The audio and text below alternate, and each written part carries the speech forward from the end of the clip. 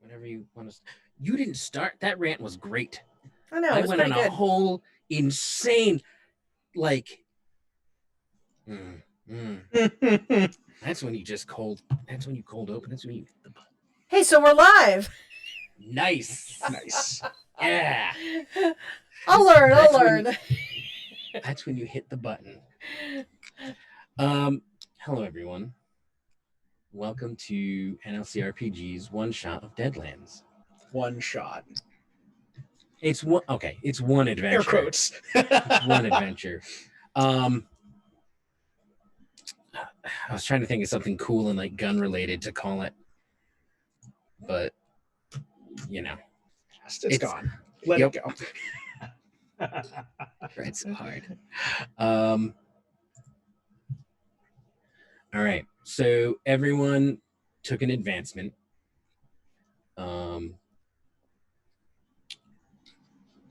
Right where I'm reviewing my own notes. So what do you guys have in your notes? That's right. I have a notebook that I may or may not have kept any notes in. Yeah, I was just rereading my notes, and really what I've come to terms with is I need to get better at taking notes. Yeah, man. Want to see what my notes are? Because mine says... No, the stream can't see it. Also, it's reversed, but that's fine. It's just words. It's just words. My notes is literally just Henry's bacon.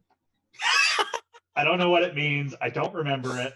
I don't know why I wrote it. Wow. Spencer Witness 3 with a question mark. Words with a question marks. That's Ghost awesome. Rock. Yeah. Tanny's Place. I think that says 17 heads, but I honestly can't read my own handwriting. I don't know what 17 heads means. I really want to know now. I do too. 17 head of cattle. Oh, it's 17. Is it 17 hands? Yeah.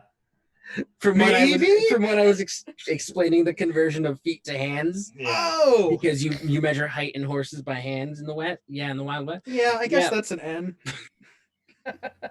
That's. I guess. Oh, well, at least now you have the measurement of something that was important to the group. And then I have the words "in its jaws" written underneath that. I don't know. I'm bad at note taking, y'all. This is why when I GM, I do sort of remember what had happened, what transpired. So I remember our great chat with, seeing as I wrote Spencer Witness, presumably Spencer. Yeah. Yes. The drunk? Yeah. Yep. Spencer the drunk. The man who witnessed the animal attack. Yep. Yeah. At Caleb's bar. Yeah. Where we were sent by Marshall Hicks. Mm-hmm. And Henry has the good bacon. Henry has the good bacon. We're supposed to remember that for the morning because, that's supposed to be something good to, we can follow the smell of the bacon.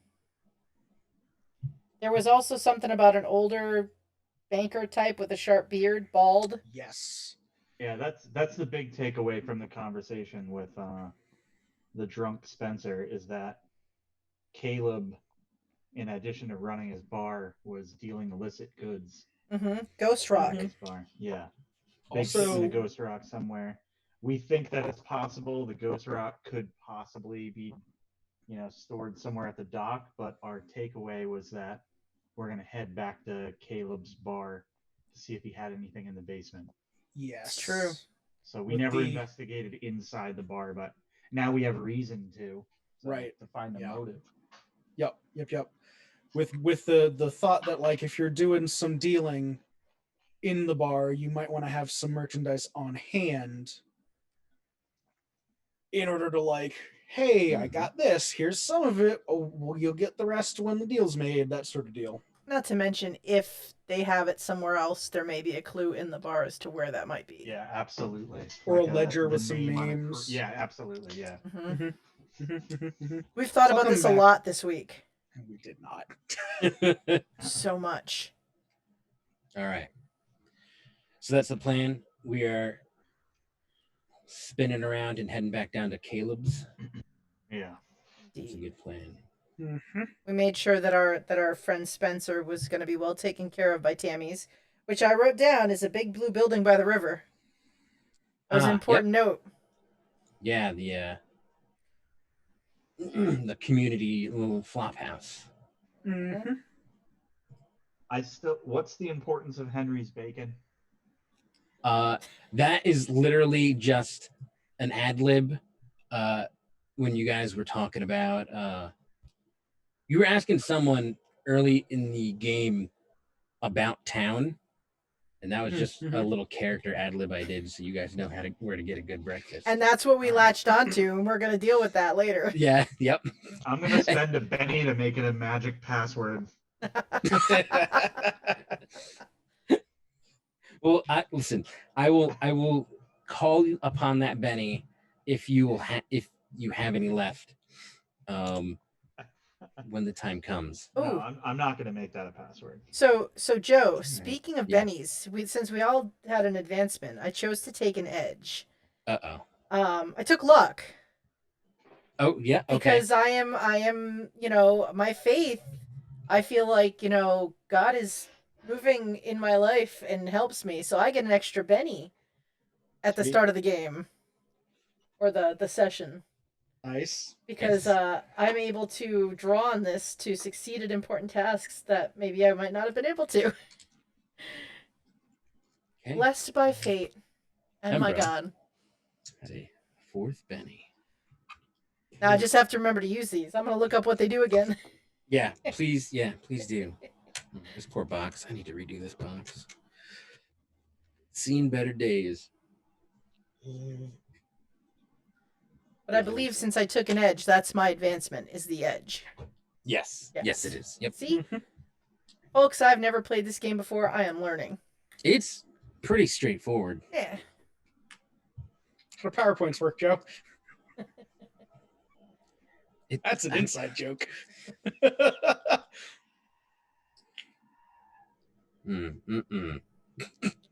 Yep. You're the worst. That's correct. That is correct. Man, when Edric meets a terrible end, we know why. Yep. Oh, yeah. Oh, yeah. It's a bear. I thought it was a zombie. Why not both? I'm here for this. Listen, okay. We're in New Orleans. It's got to be a zombie gator. Oh, yeah. I'm not furiously scribbling anything. Okay. So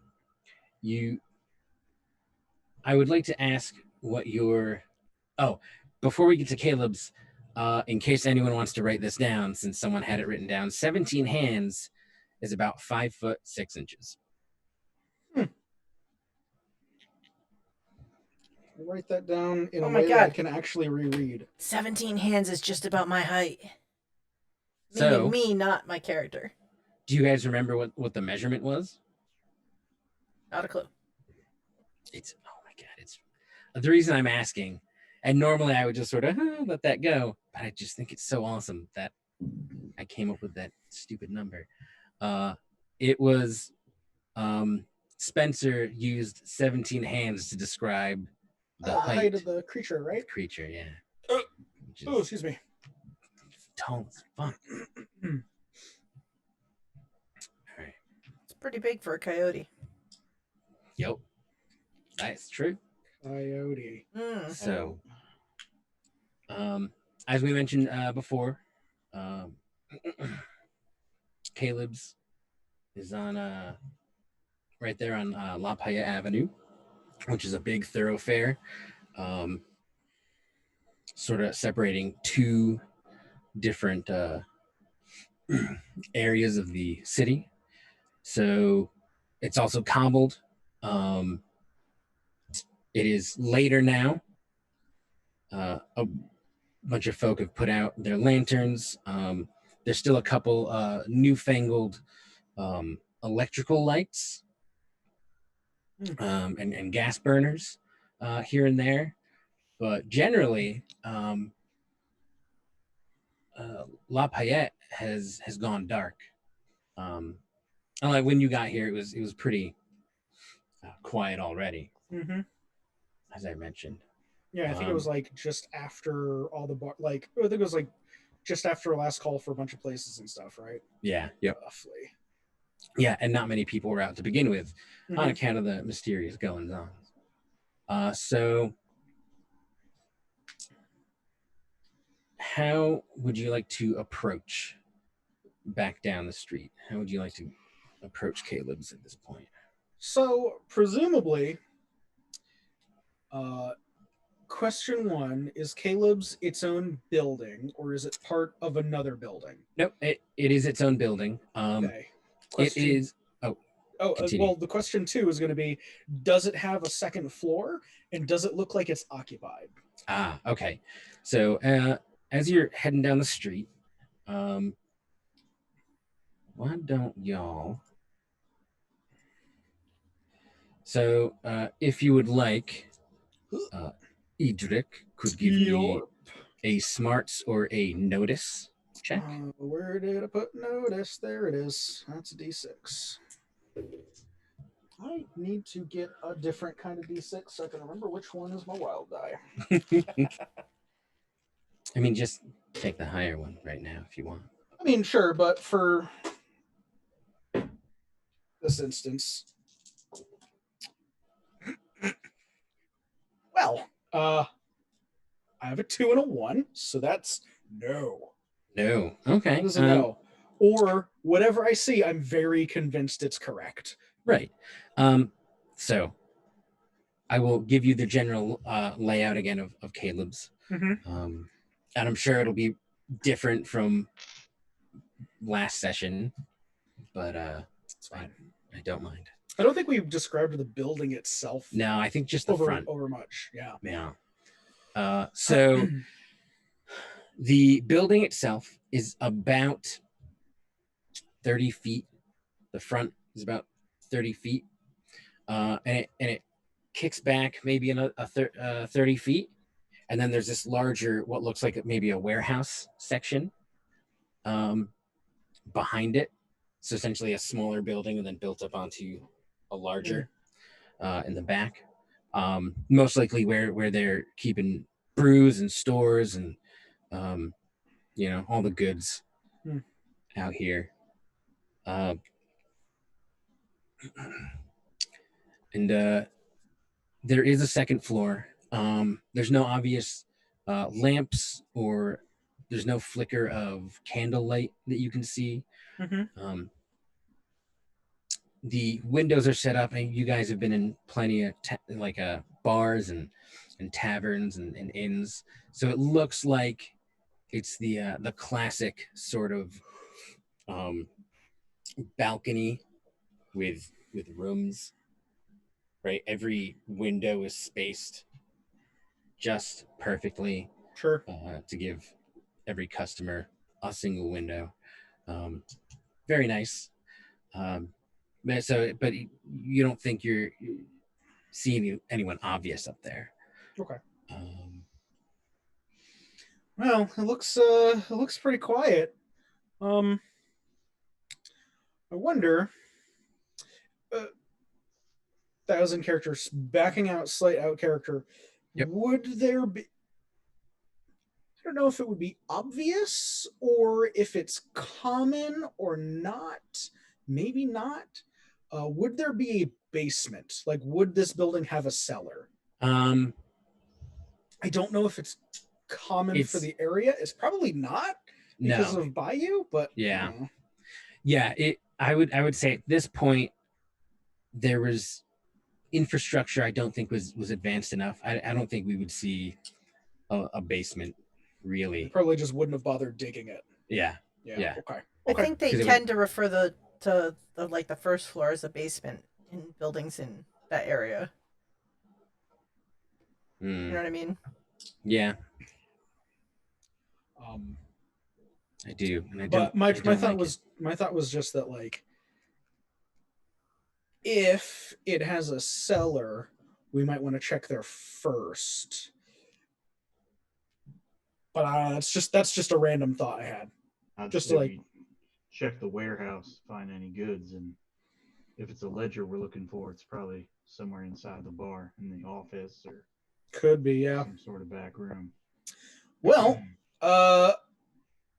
presumably the door is closed and locked. I'm not even Yep. going to think about checking it. All right. Well, I guess the best way to get into a building like this, as I kind of like turn to the two of them, is reach down, grab rock. Anyone else doing anything about that? I'm not gonna go for the front window. I kind of like walk over because I'm presuming there's like alleyways or maybe like an actual like thoroughfare. Yeah, between, yeah. There's kind of like pretty- go around the side a little bit. Yeah, So if we're facing it Oh, straight we could- on, right? We could try to just pry this window open that's been boarded up. Kind of like look to you, look to the rock in my hand, like it'll be a second option.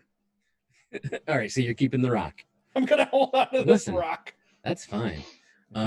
If anyone walks by, they're gonna see us go in this front window though, so maybe it makes more sense to go in the back. Yeah. Well, let's head around the side here. I'm just gonna start walking around the left-hand side. I'm gonna keep an eye on the street while he walks down the alley. Okay. Kind of hang out in a shadow. Oh, okay. Dark corner in the head of the alley. Yeah. Maybe heading down further. Does Morgan have any stealth? No, Okay. a tiny little bit A tiny little bit. because everyone starts with a D4. Oh yeah. Oh, That's hey, fair, yeah. just roll it and let me know what you get. I mean, it's D4 and a D6, whichever's higher. Oh man, they both rolled a 4. Does that mean I roll them both? No, the D4, since that's its max, it can explode. Oh yeah, because that's right. Yeah. So I succeeded. No raise. Excellent. I think Embra would try to be just casually sneaky going down the alley. Have you be casually sneaky? Not very well. I got a 3. Okay. Yeah, I'm legitimately not even bothering because it didn't look like there's anybody around. There's no worry. No, you're fine. Oh, and then Dan, if Morgan would like to give me a notice check. Sure.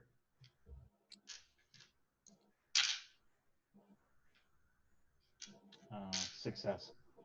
Awesome. Okay. Oh, hold on one sec. All right. So Edric heads down the left side, Mm-hmm. which I believe was the side of those blood marks from earlier. Your investigation. Because I think you had mentioned that he was attacked on the front, and then Yeah. I can't remember which way it smeared, but like he attacked towards the door and then smeared towards a window. I don't. So it started at the window and then went towards the door, which was left. Gotcha. Okay. And then yeah, further down you find the tracks. Yes. So Yeah. yeah, I'm taking that direction. Yeah, of Okay. course. All right. So you head down that away. Just kind of looking for another window on the side. Yep. You come upon one pretty quick. I don't want to be too close to the street though. So like if there's one like right around the corner, I'll go to like the next window down unless that's the only one. Okay, no, yeah, there's another one. Okay. You're passing through. It's pretty dark. Ooh, it's pretty dark. There's nobody around. It's fine.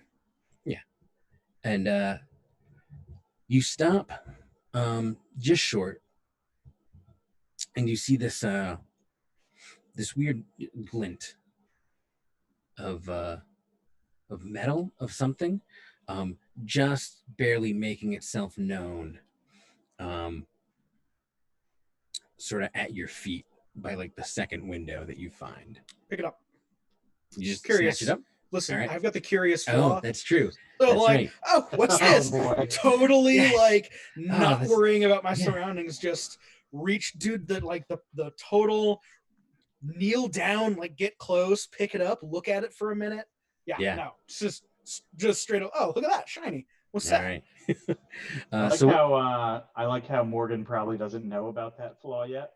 Yeah, nope. No, you're about to find out. I imagine. Yeah, that's gonna be. Whew. Yeah, like I reach down, I pick it up, I look at it for a minute, and then unless something's gonna happen, I'm gonna stand up and be like, "Hey, I found a thing." Okay. Well, let me describe what you have totally. found.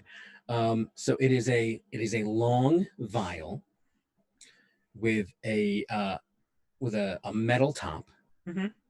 or it's like a metal ring, right? That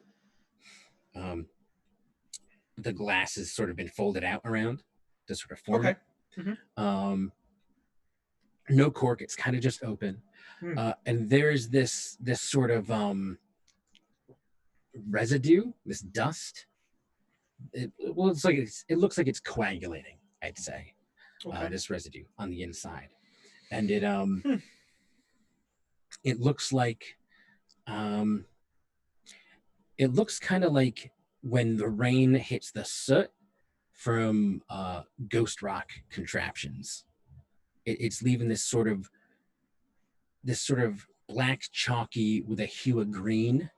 Hmm. So it's sort of got that weird ghost rock vibe. And it looks like at one point it was a liquid. There's a little bit at the bottom that's sort of, Sure. mudding up. Yeah, I mean, I pick it up, kind of look at it from like, huh, and just stand up, turn around, and face towards the street, like, kind of like hold it up and, hey, All right. Right before you say anything. Yep. Morgan. Yeah. You are hidden under a nearby overhang. Right, because there's all this sort of decking, and shade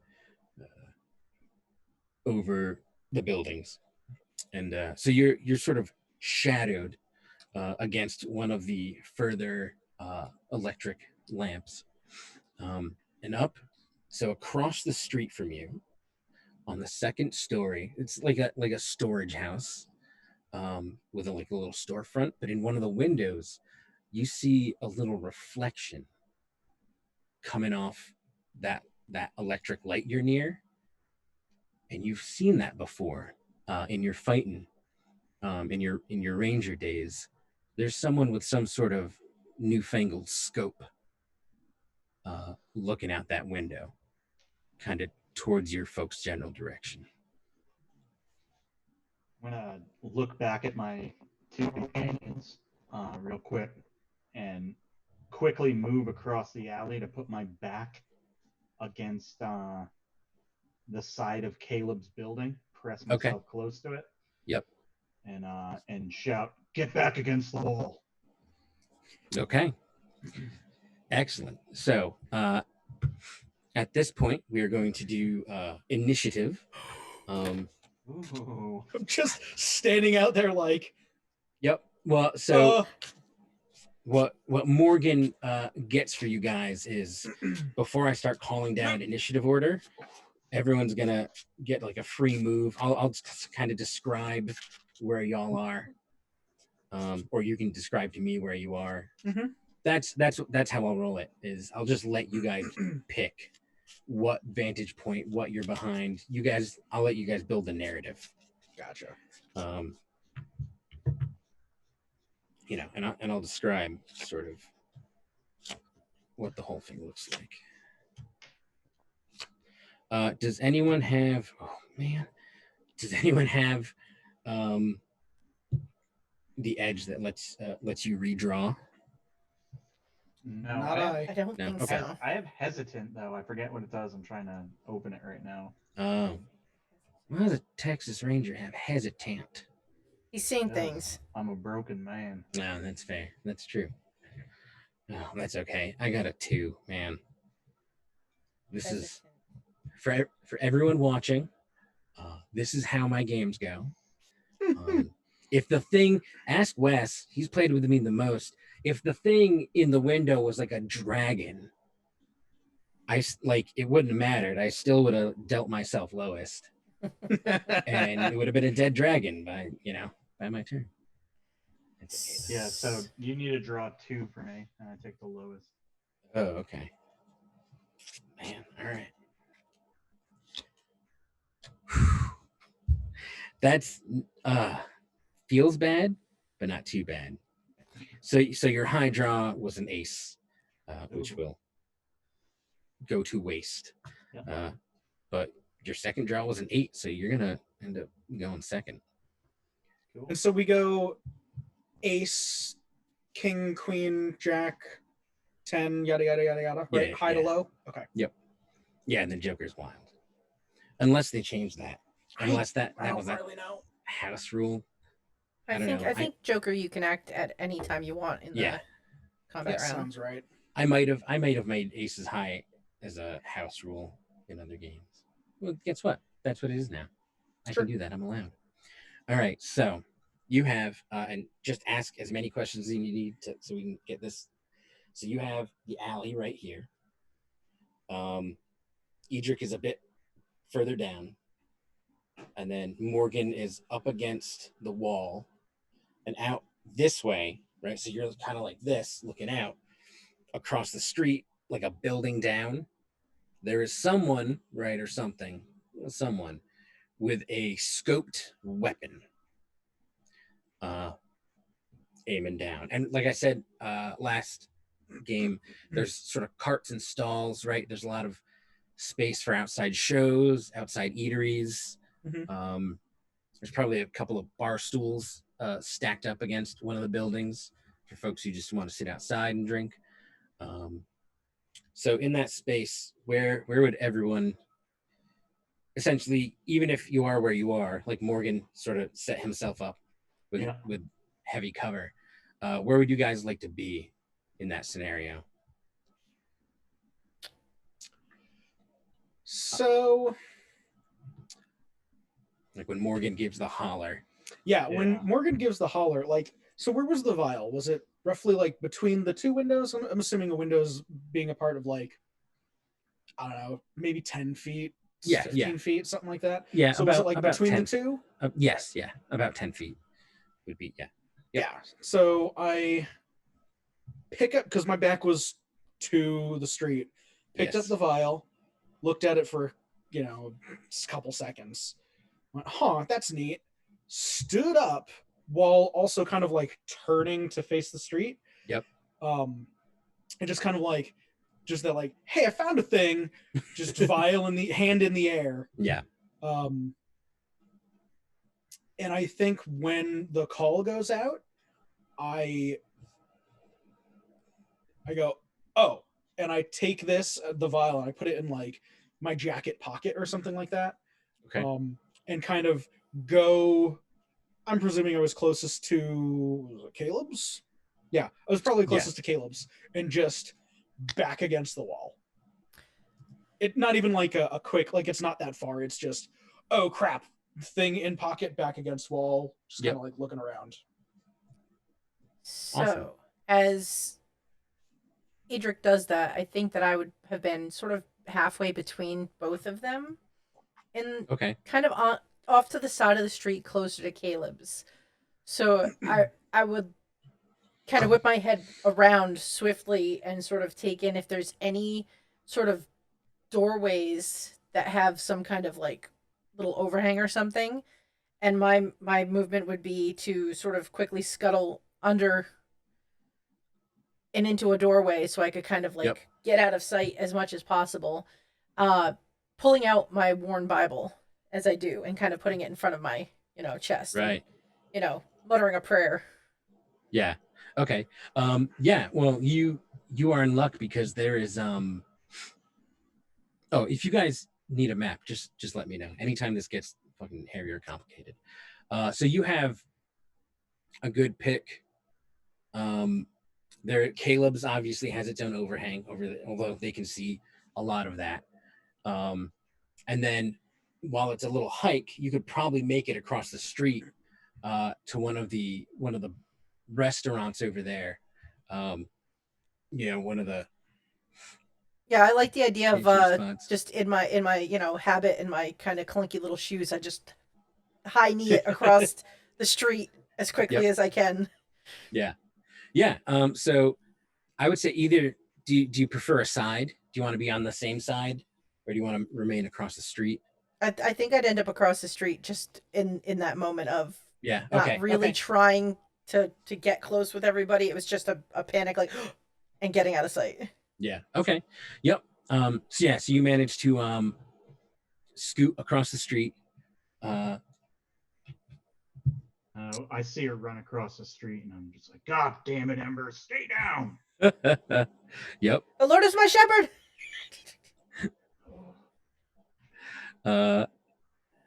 And sorry. Hold on one second. Oh my god. I screwed up all like my notes and stuff. All right. So Morgan's here. I'm cheating. I wonder if I could actually just show this to you. Probably. I'm using my tablet, my writing tablet, to really quick just give myself a visual.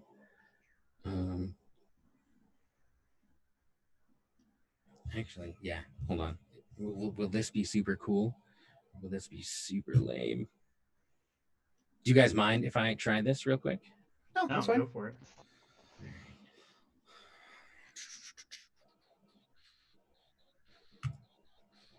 All right. Share screen. The host has disabled the participant from screen sharing. Jeanette, why you do this? Jeanette, can you enable me without me leaving the...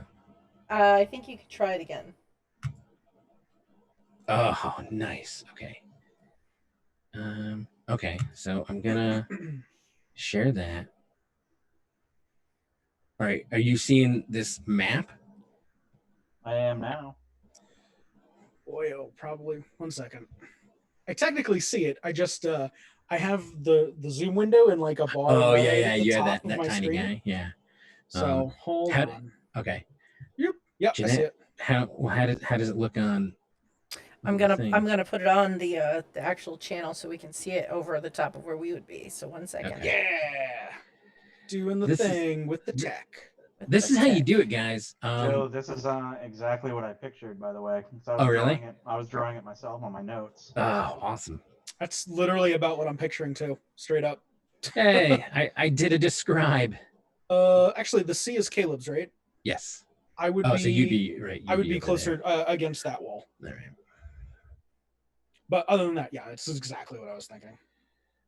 Everyone can do this. You don't need that's- Roll20. You just need a $400 graphic tablet. I mean, maybe don't do that. You don't. No, need don't do the whole that. thing. Don't do that. You could probably get away with this. Basically, the same thing with like. Isn't there like a draw thing for Google? Like Google Draw Well, in Docs or something? Maybe you what you can do is for any of you that have an iPad, right? Because a lot of people just have an iPad. You can share that. There is, there's now software that turns your iPad into a touch interface for your That's PC. cool. Yeah. So if you happen to have an iPad, you can just like touch in one of the things, or you can buy their crazy $100 thing. Yeah, just Maybe. or don't spend money. Grab your last gen iPad. Grab a cheap thing. Just do it all on the cheap. It's Doodle fine. and paint. It's all good, man. Okay, so now that sort of everyone is where they want to be, we're gonna start with 9 of diamonds high, Embra. Oh my. What is your, now that everyone's sort of settled, what is your real action gonna be? All right. Well, I have no idea what Morgan saw. I just know that Morgan warned us to get undercover. Yes. So I'm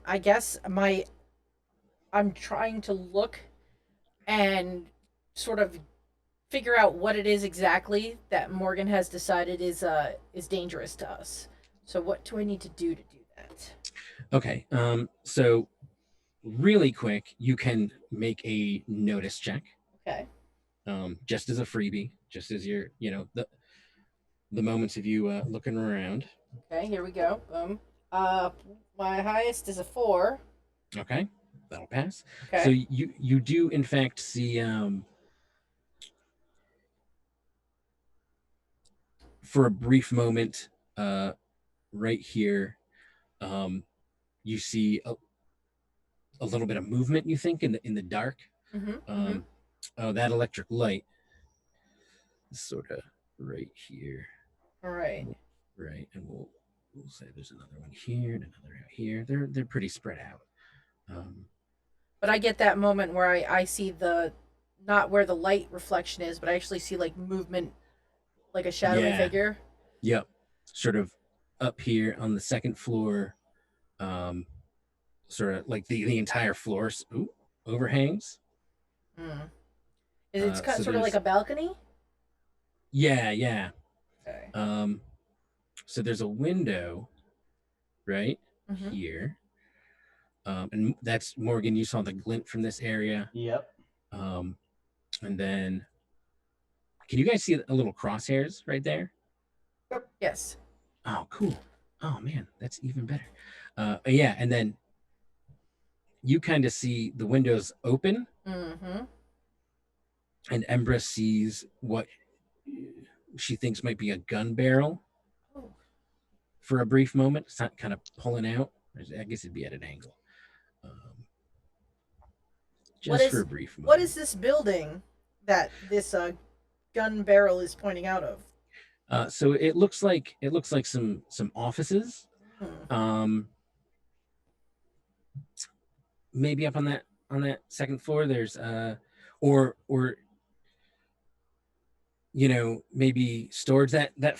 This first front area closest to you is a like a storefront, like a general goods kind of deal. And then you're not quite sure about the front beyond that. And then the second floor, it's really hard to tell from your angle. You kind of remember earlier that, when you were here earlier in the night, that maybe it was an office, like maybe a lawyer's office rented out up there, or someone lived up there, maybe just from the general look of you guys kind of wandering up and down the street before you got to Calem's. Do I see, or do I remember if there was an easy way to access that building? Like, is there a door on this side, or in the alley between the other building? There's no door down here that you recollect. From your vantage point, though, you can see a door here into that storefront, and a door further down, or maybe a window right in there into that storefront.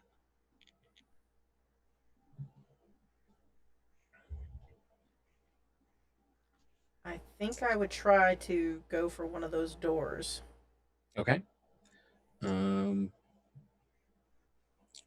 Are you going to bolt or attempt to be sneaky? I think I'm going to attempt to be sneaky, as I do not want whoever this is to shoot me. All right. Go ahead and hold on one sec. Bring this over here. No, do you really not? So stealth check. I got a 2. All right. So we will move you.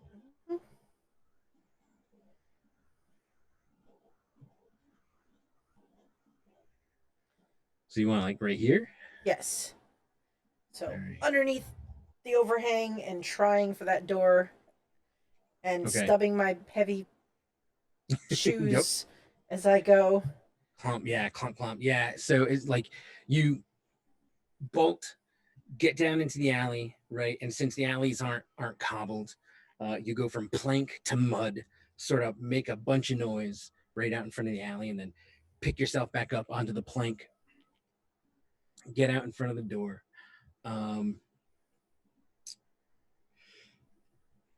And you are no one fires at you. You don't really hear anything from upstairs, but you are definitely certain you are loud enough to make your presence known.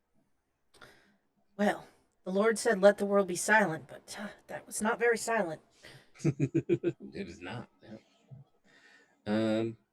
All right, Morgan. My man Morgan. So I saw M run under there. Yeah. Yep. You see M doing the opposite of what you requested, and running come hell or high water straight into danger.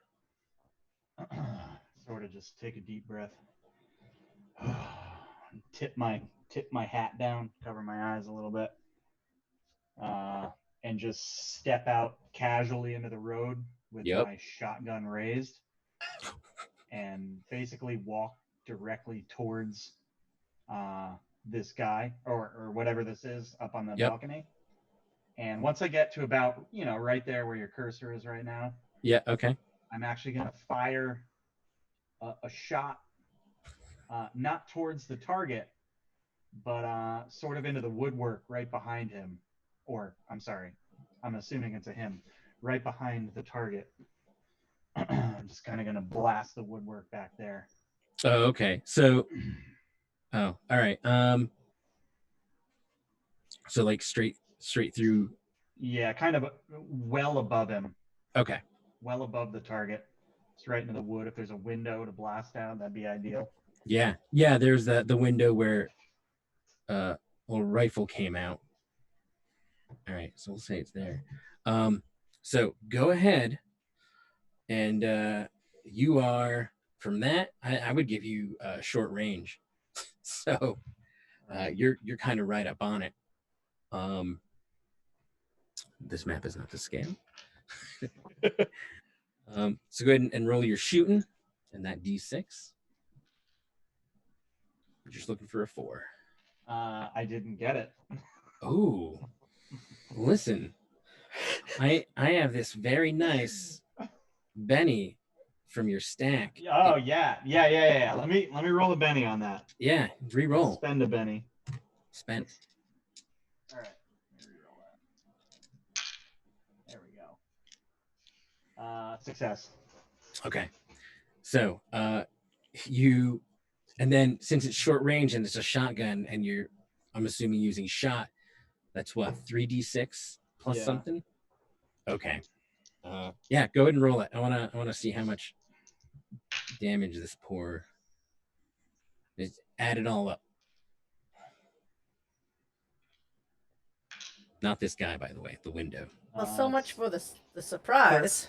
13 damage. Okay, so window doesn't have like a lot of structural or toughness. Yeah. So, and then you rolled a 13. So I'm gonna say that's like a shaken with 2-3 raises maybe. Yeah. So so he's sort of prone, right?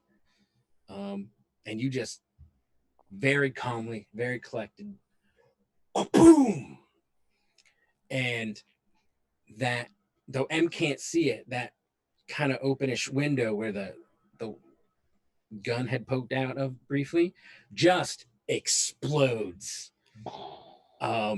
Just shot goes everywhere, and a little bit of the molding just sort of wings off out into the night. Dust kicks up, sawdust and everything, and you see the brief reflection, Morgan, of the gentleman's complicated little fancy reticle just jump, and you see the flash of light, like you scared the shit out of him. I'm gonna shout up, it's your lucky day, friend. I'm thinking about letting you live. Awesome. He does not reply quite right away.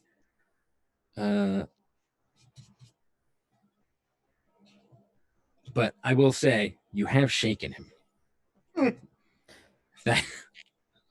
If that was not clear already. But shit. Okay.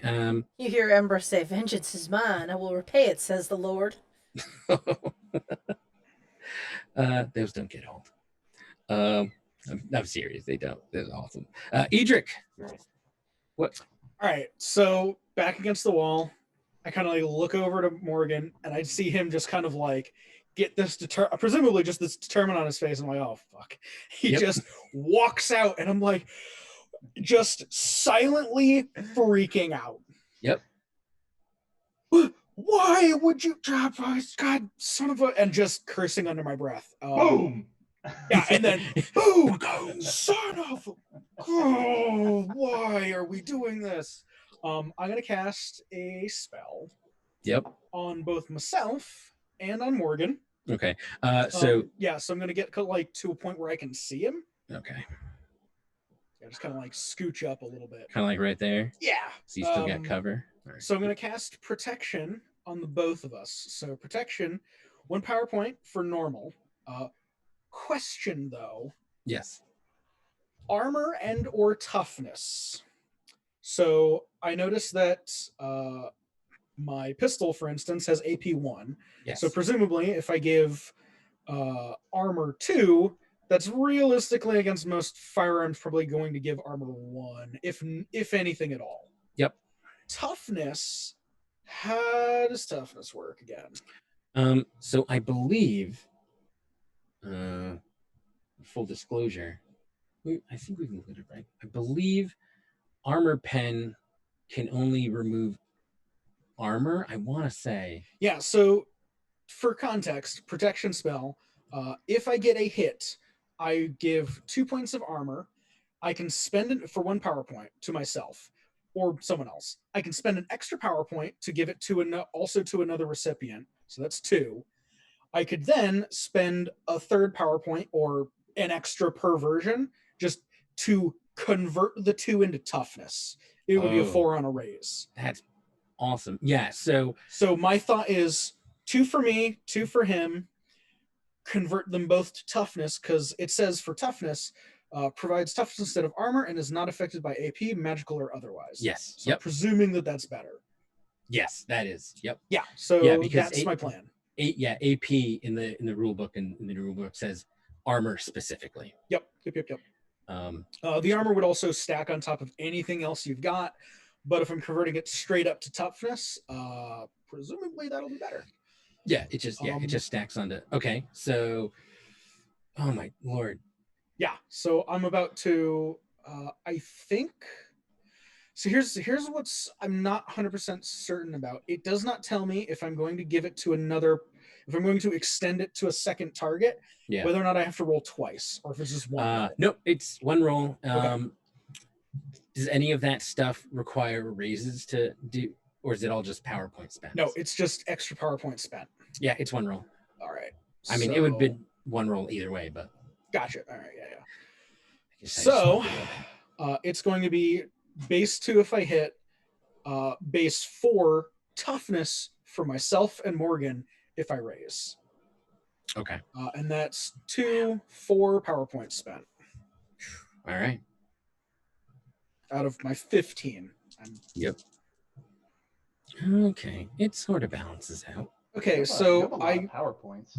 I took an edge for it specifically. Yeah. Because the PowerPoint's edge gives you +5 because you start at 10. So I got a 6 on my D8, and I got for my smarts is my spellcasting. Yeah, spellcasting is smarts for me. And then I got a 6 on my D6, so that re-rolls. Yep. To a 1. So 6, 7, not a raise. Nope. But 2 toughness for myself and Morgan. So my current toughness is 7. Mine is 11. The duration is 5. I presume that's 5 rounds. Yeah. It's okay. Mine's still 5. You're probably too far away. That's fine. Also probably the safest, hypothetically, maybe. Yeah. So my range is smarts, which would be 8. I don't know how that would translate here. But I probably presume, my presumption is I don't see M. She is probably safe. I didn't see her move. I didn't see where she went. Right. So I don't immediately know where she is. Yep. I just know Morgan was next to me. He's not, and he just fired. Yeah. Yep. No, so that's like that quick, like, oh crap, me, him. Yeah. And the look of it, there's like it's kind of like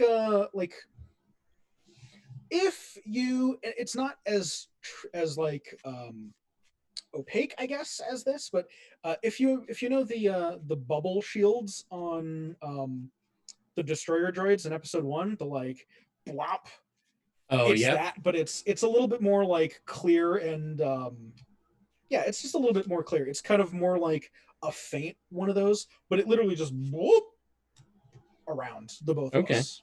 Sweet. That's what you see, Morgan. You are now And covered. like as I do it, I say, son of a bitch, and I just kind of like shield, look to him, hey, don't worry about this, go. So there's an audio cue that like I did a thing. I hope you realize that what's happening is because of me. I was just about to say, like, I'm probably not too sure what's going on. Yeah. Right. What is Yeah, it? so Oh, I'm like, boy. hey, maybe this will help, and you just instantly just this bubble just bloop, pops Bloop. out. I'm glad you explained it to him. Oh man. Okay. So you pull those up, and just in time. So we have one gentleman who was shaken. He remains shaken. So that's this guy right out here. And then there is a crack of fire from the window up above and behind him that was just blown out. And I don't think this can hit. It might hit. Okay. This might hit Morgan's 11. Maybe. No. Nope. I rolled a 2 and a 1. So there's a crack of fire from that blown open window. And Morgan, you see this weird discoloration, this distortion bloop up around you. Yeah, and it's then you hear literally like the visual of it is literally like if you think Star Wars Episode 1, that like bloop, and there's just like this little like almost watery ripple that like pops out from the impact point. Yep. And that's exactly what it is. You hear the crack of a rifle fire, and you see like coming kind of right for your head, bloom, and it just. It's also slightly audible if you're close enough. So Morgan, you definitely hear this like bloop. Yep. And then you're alive. Somehow, miraculously. You're First time welcome. I've been shot at. What was that, Morgan? I said it's not the first time I've been shot at. That's right. That would be terrifying. You get a square aim and then a little bloopy business just goes, Yep. no. Oh man. That's awesome. So that gunfire ripples. And then M, you hear some movement in that store front. In the store you're in front of. And you hear this sort of whir, and a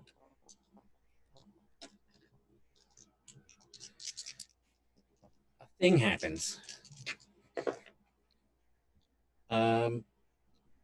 Okay, not as dramatic as I thought.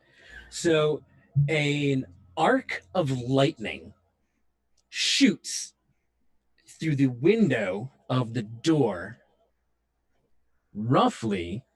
You don't have asked, go away. Yeah. Next What are you doing, century. Mask? Next century. Right, and this arc of lightning just right past you.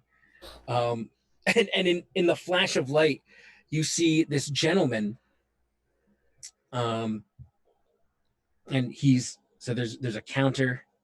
You kind of get this kind of quick sketch, and this guy was right back here with this sort of weird gizmo gun that shot this arc of lightning out towards you. And you think he might have had this sort of black slick back hair and this sort of craggly face, like he'd been cut up, and so he has these deep cut scars along his face. And then of course it's just a flash of light, so your eyes kind of go wacky, and they need a little moment to adjust. And then we go right back to the top of the round. I already dealt all the cards. And we have King High with Edric again. And Morgan and Edric, you both, Edric, you probably saw just a flash of lightning. And then Morgan, you definitely saw that arc come out. Right. So Edric, you are King High. Wait, do you draw cards every round? Yeah. Oh, And okay. yeah. Did you draw 2 for me? Yep. Cool. 7 and a 4. I didn't realize that. I thought it was just like once per combat. No, you keep drawing, and Okay. I really like it because it's very dynamic and things sort of flow. I like that too. Yeah. In this weird way. And then as soon as one of the jokers is drawn, that person gets to use the joker rule, and then everything gets shuffled. Right. I think it works better. Doing it like this works better when there's a physical thing that you're just there's the only modifier is, did you take an edge to modify it? No. Yeah. You just get what you're dealt. Yep. Right. Yeah. It's a relief not to have like an initiative thing and dice rules. I just go pop, pop, pop, pop. If people had to roll every time, oh, that would get. Yeah, it is. Yeah. I've played in the game like that with Yeah. edition. Yeah, it's tough. All right, so I catch like a brief glimpse of this. I poke my head out. What do I see? Like how much of the area around M can I actually see? So you can see a lot, because this right here on the map, I'm just pointing to it now and saying this right here, assuming you guys have it. I'm assuming you guys I can see your cursor. Just yell at me if I do something stupid. But so that's shining a pretty good light sort of out everywhere. Oh, that's a street light. Yeah. So this one, okay, this one right here, and this one. So these are all those. These are 3 of the fancy electrical lights. Okay, all right. So you can see her silhouette over here. You can see the shattered glass door, kind of, in the darkness, sort of in these very stark, bright, contrasting shadows that the lamplights sort of given off. And you can see this giant scorch mark in the cobblestone. Okay. And then you can, now that you've sort of surveyed the area a bit better, you can make out this gentleman up here. And he's on the balcony above, right? Yeah. Gotcha. And then you really can't, this thing's blown open. You really can't see anything back in here. Gotcha. On the second floor. Yeah, so I peek out, kind of take a moment to like actually get an idea of what's out there. Yep. See this dude up on the balcony. Yeah. And I'm gonna go piss out of him with Bolt. And then he shot at me. Yeah, like I don't know that he shot at you. I just heard the gunshots and whatever. Right. I've pretty much just been like, oh shit, all right. But I kind of just peek out. Presumably the only amount of cover he's gonna have is a railing. If Yep. Does that provide any cover? Technically? Not.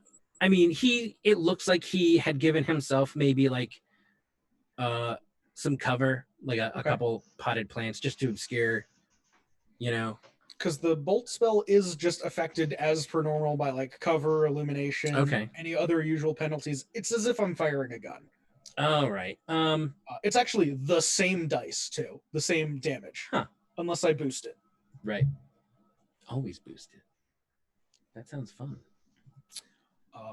Yeah. So I peek out. I see him. Are they standing? Are they kind of like crouched behind? Like he was lying down, sort of crouched in the darkness, and he's now, because Morgan scared the piss out of him, and his gun kind of came up. He's up at his side, and you can sort of see him through the railings. Gotcha. Okay. Right, and there's these vases. Maybe one has a plant in it, sort of by him. So I'd say you would be firing at like a -1.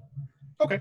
because he's kind of obscured. So is that the guy that shot at me, or was someone No, else in the window? someone Oh from my the God. someone from the Okay. window that you blew open. Yeah, Well, someone I from the got window. myself into more trouble than I thought. Don't Yeah, worry, you yeah. got a roll high toughness, and hopefully that's Yeah. enough. And listen, this like you shook that guy, so he wasn't able to act. He couldn't recover. That was one less shooter. That's true.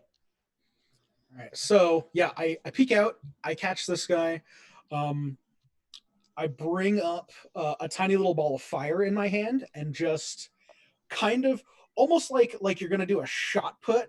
Like I aim it with my offhand and just huck. Yeah. Okay. Yep. I dig it.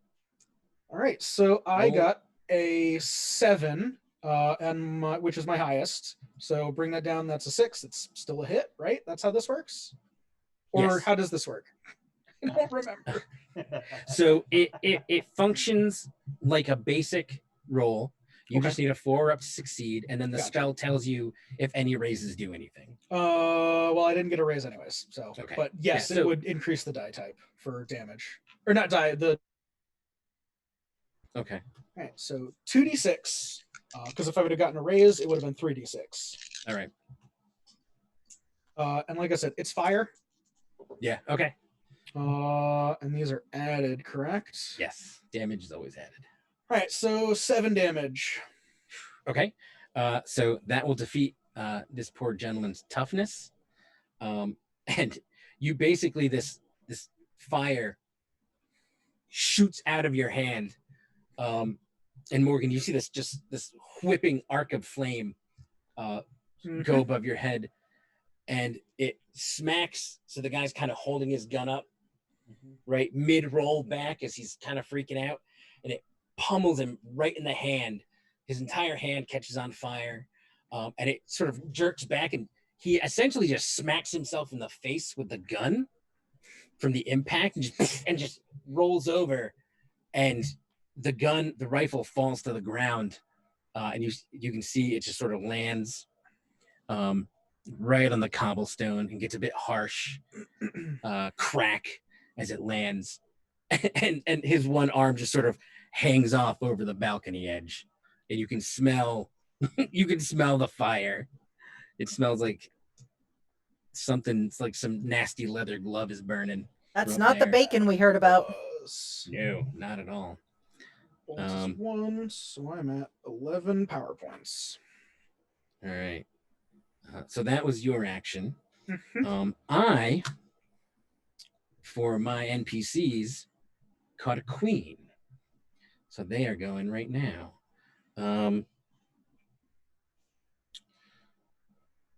Embra, you are getting fired at again.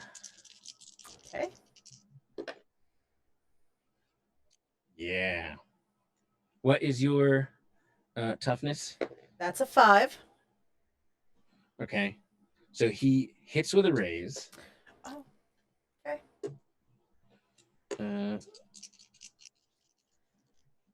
He's going to 4, 5, 6, 7, 8, 9, 10. So he hits your toughness and then raises. So you are now shaken and you take a wound.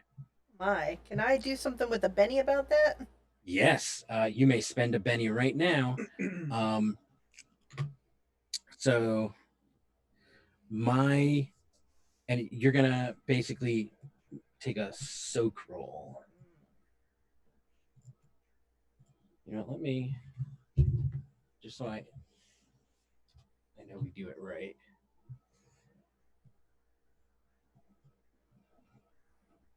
All right, so page 96, just in case it changed. So you're gonna make a vigor check. So just your vigor die and then your wild die, the d6. All right. And basically you're trying to outmatch his hits and raises. Gotcha. So I got a 4.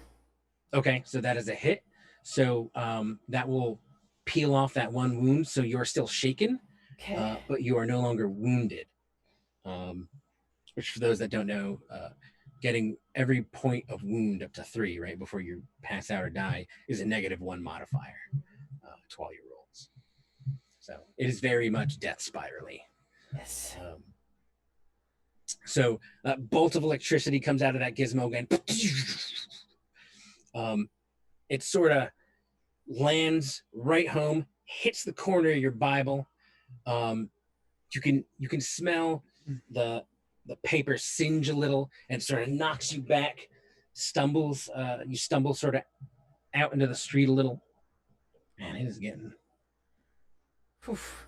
busy in here. For as the lightning flashes and lights up the sky from one side to the other, so will the Son of Man be in his day. Yes. And you can smell the singe. You think maybe if for whatever reason the corner of the Bible hadn't caught the initial blast, it sort of came right at you and then boom, right onto your shoulder, stumbled you back. You might have taken something a bit more serious. The armor of the Lord protects me. Oh man! And then another wild shot comes from the empty space, what was once a window.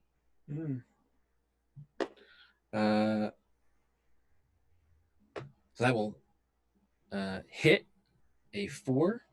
And then I need to get an 11 or better for Morgan. No. Nope.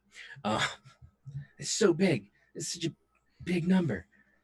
Now 9 was big enough to begin with. This is absurd. Yeah. So another shot cracks off, and Morgan, you see it coming for you, and coming straight to your guts, and you see that as it sort of just harmlessly bounces off.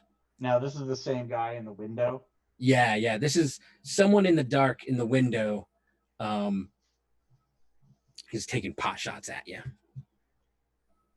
All right. So that was all mine. And then Embra, you got dealt a 6. You are up next. Okay, so I'm shaken. Yep. So immediately make a spirit test. Spirit test. Oh, excuse me. You're excused. Well, I'd hope so. Spirit test. There we go. Spirit. I got a 4. All right. So you pass. So I believe your. Let's see how nice they were.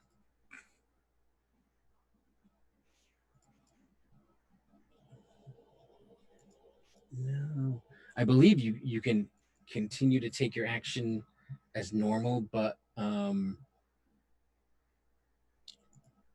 your movement is halved.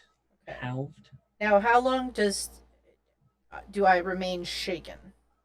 So it is technically ended right now. Okay. You are no longer shaken because you made your recovery. And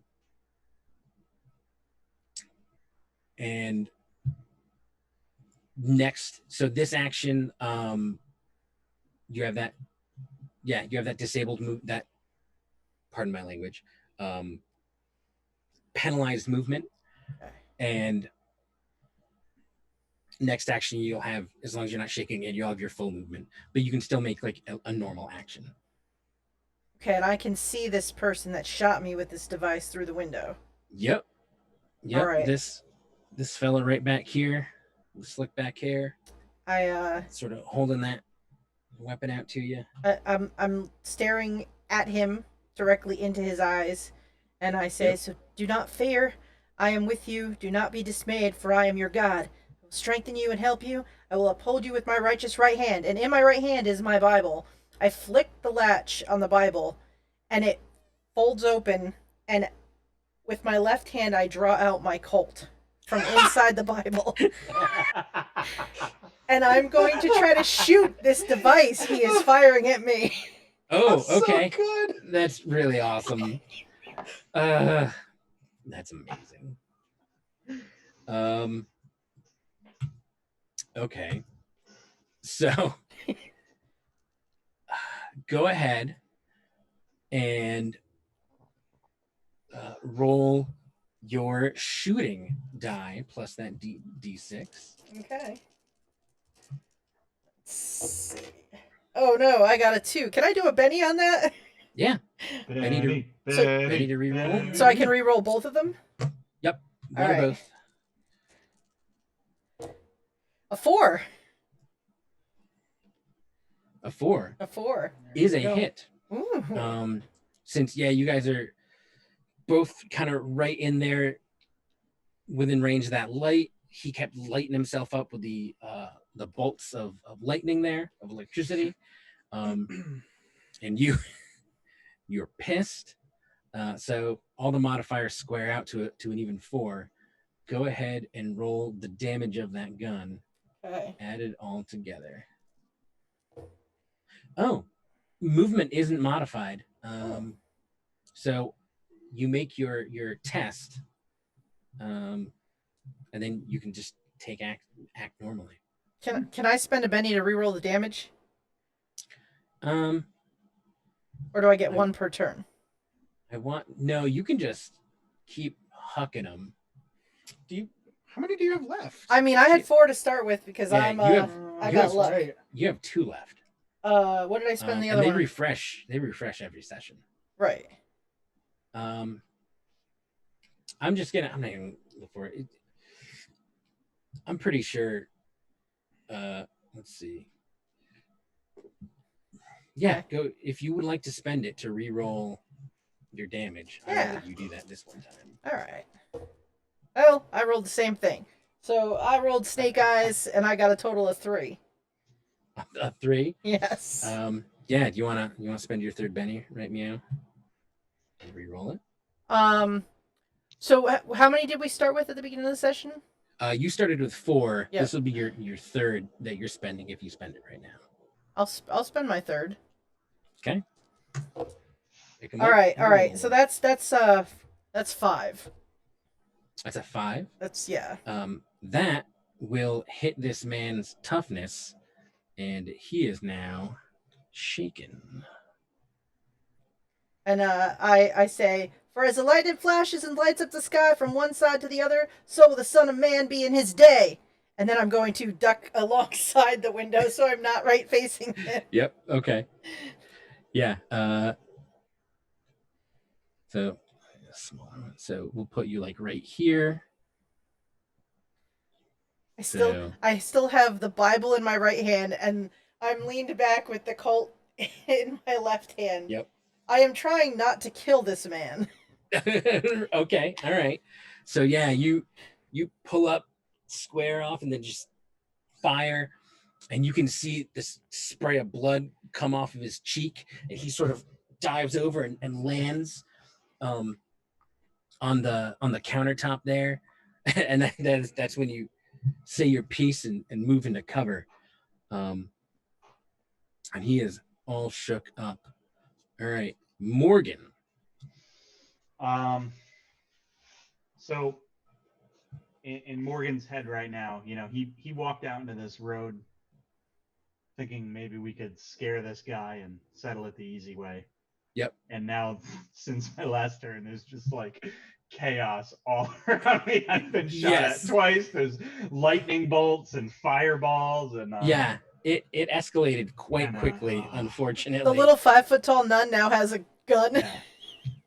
And you're inside the building now at this point, right? No, I'm like standing alongside the I'm outside on the bottom porch with my back to the wall. Yep. Guess I don't want to make this easy.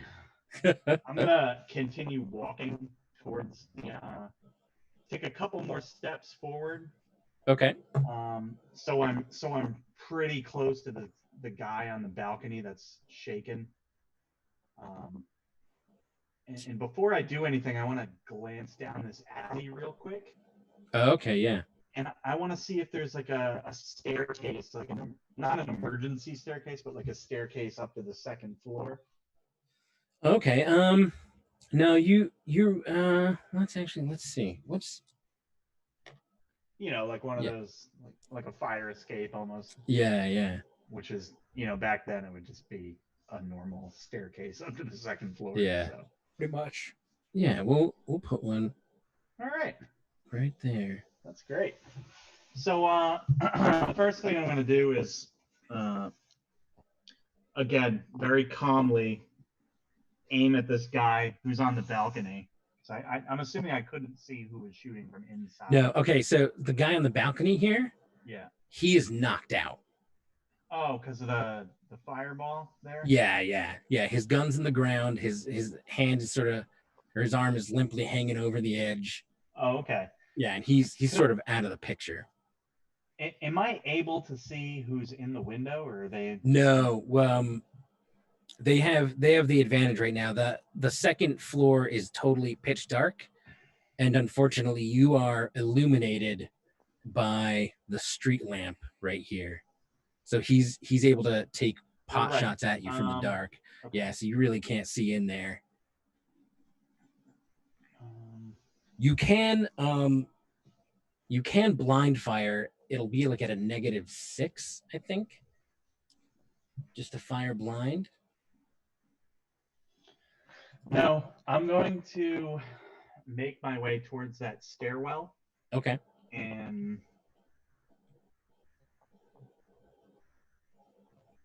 I'm going to save this second shot in my long gun. And while I'm walking towards that stairwell, sort of throw my double barrel shotgun behind my back on the strap and draw my sawed-off shotgun from my leg holster and start walking up the stairs. That's awesome. Okay, so you make your way. I don't know if I can get all the way up the stairs this turn, but no. Well, since you're not taking any other action, go ahead and roll a d6. Yep. And we'll say that you're hoofing it. With my wild die? Nope, just a d6. That's basically.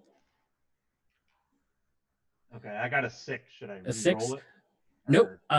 So that basically, I think that'll put you, like at the top of the stairs. That's basically 6 more on the tabletop. It'd be 6 more inches because you're not taking an action. You get your pace, which is 6. Yeah. Plus an extra d6 because you're hoofing it and running. Cool. Now, do I get to see if the door's unlocked, or should I wait till next turn? No, that'll be next turn. All right. Yeah, but I'll definitely put you sort of at the top there. All right. They better start shaking in their boots. Oh, I would be, yeah. That's Morgan's coming. I have theoretically done the least in this fight, but yep. Boy, am I calm. Listen, I mean, you're the tank. You went out there, you took the shots. Yeah. What a fantastic combo. That was awesome. There's a reason I took that spell. I guess so. All right. So I gotta deal Morgan 2. God, I have dynamite. That's a little excessive. But that's a little excessive. I just realized I bought 4 sticks of it. 1, that's amazing. That is amazing. That's pretty good. I don't know what about 2, but 2 is also that's amazing. Yes. That's good. Okay. I have dynamite. He just casually says. Yep. What? Please, you're not carrying it on your person right now, are you? I mean, I think I might be. Where else would I have it? I mean, what would I do with it? I don't know. On the like, maybe in a saddlebag. Yeah. Yeah. Maybe it's in my stuff. Listen. That makes more sense. Morgan can do whatever he wants. If he just wants a stick sort of tucked into his belt, I'm fine with that. But if something should go horribly wrong, I will use it. It's Chekhov's dynamite at that point. I really feel like he has at least one of the sticks and his bandolier of shotgun shells. That's awesome. Yeah, that's fine. Yeah. Oh, that's great. Just enough to kill me. Not to create a blast that would take other people out. So. That's great. Yeah. Okay. I'm for it. So. And I'm super glad I gave you a shield now. I'm a little nervous. Speaking of, what's that been? 2 rounds since I cast it? I think that was 2. Yeah. Yeah, we're going into our third. So, Embra pulled my brain as far Jack. So it'll be Embra, Edric, Morgan, and me. Ooh. Yeah, You must have drawn real bad for the rest of them. Yeah, Jack, and then Edric got a 10. Morgan's bad card was a 9. So Yikes. Yeah, that was Yikes. fantastic. And then I got a 5. I'm gonna stick with 5. That'll do it. Yep. So What's Embra Morgan. got? So Morgan has moved where to? Closer or further away from me? Morgan is Pretty up much out of here. your sight now. Yeah. Okay. Seeing Morgan go, I'm going to turn and sort of follow him until I get. So my range is my smarts for this, and my smarts is a 100% gonna make a battle grid. For yes. this. My smarts is a D6. So does that mean I roll that? Nope, it's whatever the max is. All right, so so your 6. smarts is 6. It's So can I get within range of Morgan with a 6 in my movement? yeah. Okay. So still holding my gun in my left hand and my Bible in my right hand, I hold my Bible up in the direction of Morgan and I say a prayer. And I say, and then I saw heaven open and behold a white horse, and the one sitting on it is called Faithful and True, and in righteousness he judges and makes war. And Morgan's gun will glow. I'm casting a smite. So his the sawed off that he's just wielded. Yep. So his ranged weapon, basically any of the bullets that is currently loaded are affected, and so it's 2 power points. Yep. Which would give him a +2 to the weapon's damage. All right. Please, Dan, please remember that. I will. Okay, so that is your action. Mm-hmm. What'd you roll for the? Because remember, you have to roll. What do I have to roll? Oh, your spell casting. Oh. Thank you, Wes. Yep. What is my spell casting? Let's see. Faith. What's that? Faith. Faith. Okay, so it's I think for you it's plus spear. Actually, I think faith is always plus spirit, right? Well, it's not plus, but like. Well, not plus, but like that's the. It's yeah, spirit. that's right. It's not a bonus. Never mind. It's spirit based. Okay, so I rolled a 4 for my which faith check. Passes. Passes. So he gets the +2. Yep. Sorry, I'm organizing these. I used the power. You did. I'm very proud of you. And then I whisper, "Try to go for a kneecap." I don't know that that's Morgan's deal. Hey, you know what I don't know? But yeah, you don't know either. But you can always hope. Okay. So that is your action, Edric. You are next with a 10. All right, yeah. So, boy, everybody's basically moved out of my line of sight. Yep. I think at this point, I know that there is someone through that window, but I can't see them. Yeah. That is true. I don't know where that accent came from. The temptation to just not aim for a person, but aim for the window with just fire. Oh. Real high, and it's don't want to do it. Just listen, because I know Morgan is going into the building. Yeah, Morgan's gonna be fine. I know that I've got a shield around me. I think I'm going to try and kind of duck out and quickly just run across the street and get into the alleyway where the other two have gone. Okay, that can happen. Are you taking any other action when you get there, or do you want to? So that'll put you kind of like here. I want And to then be. I want to be in the alleyway. Okay, Like, so if I can just forego my actions and just hoof it. yeah, in roll there. roll a d6. Yep, And we'll say that's a 6. okay. That'll get you. So I'll put you right up by M. Yep. Kind of like right here. Just look, see, like, I don't know where this shooting. Yep. All right, now go and just Okay. get there and just. All right. You run up Okay. Whew. and I turn and just my Colt kind of comes up slightly, and I just look Whoa. at you and I just nod and turn back toward where Morgan's heading up the stairs. All right, we're good, right? I would have only Yep. shot you in the knee. It's fine. Yeah, but I need those. Well, it's good it's you and not someone else then. Oh, yeah. All right. All right.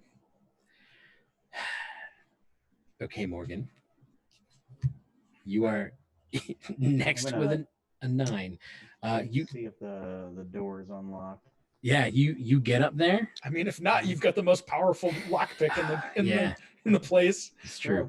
So you get up there and you notice that it's already busted open, like someone already sort of broke into it. Perfect. I'm gonna put my foot through it. Okay. Yep. And kind of tactically duck inside, shotgun Alright. at the ready. Awesome. So let me draw you this scene real quick. With the way you're equipped, this is going to be fantastic. So you bust through. Oh, Yep. sorry. God. And so there's stairs going down this way. Right. It sort of looks like just some sort of back room, like back entrance to the whole kit and caboodle. Yep. This is a wall. This right back here is a doorway. It is open. Yep. And just to avoid confusion, we're gonna get rid of all of the downstairs. Did you drop that guy down there? I don't believe I dropped him. He's just shaking. Yep. I believe so. All right. Right. So the door's open. There's what looks like a dresser. Yep. Desk right here, and then right here. Yep. Oh boy. There is this young, thuggish looking, kind of skinny feller who looks like he's been swimming in a vat of moonshine with crusty old teeth, and he's sitting there with this cruddy looking single action Colt, and he's like, he looks at you wide eyed, like he did not expect this kind of action today. What would you like to do? And he's kind of trying to pull up the dirty old single action to aim at you, but of course you have caught him completely unawares. Well, at this point, I'm pretty much of the opinion that they're out to kill us. So I'm going to get within short range of my sawed-off double barrel shotgun, which is 5 feet. I'll give it to you right here. I'm basically walking right up to him, raising it, and blasting him before I can even think about it. Yeah. So yeah, let me roll I that. just pray he went for the knee. Just to hear the shooting blasting for the again, meat- Bruno. The meat of the chest. Yeah. To the knee. Listen, that could hypothetically be a knee, right? Oh yes. Stop beeping at me. What's going on over there? You're rolling so many things. Well, I rolled a 6 on my d6. So. Oh, okay, yeah. What's it called? Exploding? Oh, the wild Exploding, die. Okay. Yeah. Exploding. Yeah. So that's a 13. Okay. So you have hit with a raise. Yeah, is it in a couple? Oh, just Yeah, you're right. only everyone. Because it's Only toughness, right? yeah. Oh, Multiple raises over toughness during the damage step causes multiple wounds. okay. Any number of raises during the attack step, which has just happened, gives you an extra D6 on your damage dice. Okay, and it's just one raise. Yep. So yeah, that's all you ever need. So, question: I gave yeah. him smite, and it says while the power is in effect, the weapon's damage is increased by +2 Yeah. or +4 with a raise. So that's your raise. Okay, cool. Good. Yeah. Yep. Okay, So- so I'm adding +2 to that. Yep. So your damage is going to be whatever the short range damage of the sawed off is. It's 3d6. So plus a D6. So now it's 4d6 Yeah. 36 plus 2. plus 2. Oh, you're gonna make some salsa, I guess, huh? Oh, this die exploded twice. Oh god, Oh, it's so good.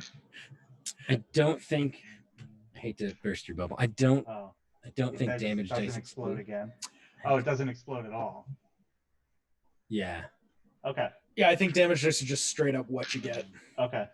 Oh my god, both of those. Oh, this is still so much. 12, 18, it's 21, 23 damage. I rolled so many sixes. That's awesome. I'm for it. Oh, Sister Em, I think you're gonna need to get that Bible. Wow. All that for the gun, but I think you're gonna need to get something ready for some funeral rites. I'm gonna say this: I don't think Edric knows where the gun came from, because the Bible's in my other hand closed. Oh yeah, that's right. I probably didn't even see it. But... I just have a gun. Yeah. Oh man. Okay. So this nasty looking thug, right, pulls up the single action, looks like he's ready to trigger down on you, and you just Morgan just very quietly, very calmly, like a ranger, go, and that poor some bitch just rockets into the corner, Hollywood style. The banister of the stairs going down just shatters right at the corner, and he just, the whole thing's just a mess. Yeah. Debris and wood splinters everywhere. Yeah, just debris, and he's right there in the corner. And like part of that debris is that person. Yep, right there. And he's covered in banister, and he's covered in dust and bits of wood, splinters, and he's just sort of, and there's just this giant bloody mess in his chest. And the single action's just sort of on the ground after. Hearing this, I say, just loud enough for Idric to hear it: for if we live to the Lord, and if we die to the Lord. So then whether we live or whether we die, we are the Lord's. And I kind of look at him a little like helplessly, like, well, It's like if, all right, sister. I don't think anything good happened in there.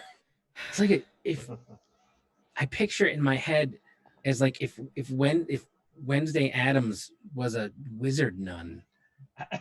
Just that very, very morbid goth biblical. Oh, it's so good. I've seen things. Yeah, That's it's legit. It's awesome. It's awesome. And brutal. So at that point, you hear from this room, you hear a weapon fall. This is my action on a 5. And you hear someone go, all right, that's it. I'm fucking done. And we go to the next initiative step, maybe. Well, does anyone intend on being violent towards this person further? So my only thing is, homie on the ground floor was. I mean, Yeah. I know that there's someone there. I don't know if they're done. I know M is here and not over there. Yep. So in character, I'm assuming like maybe if we even heard that, well, maybe everything's done. Out of character, I don't know how you intend to roll with that.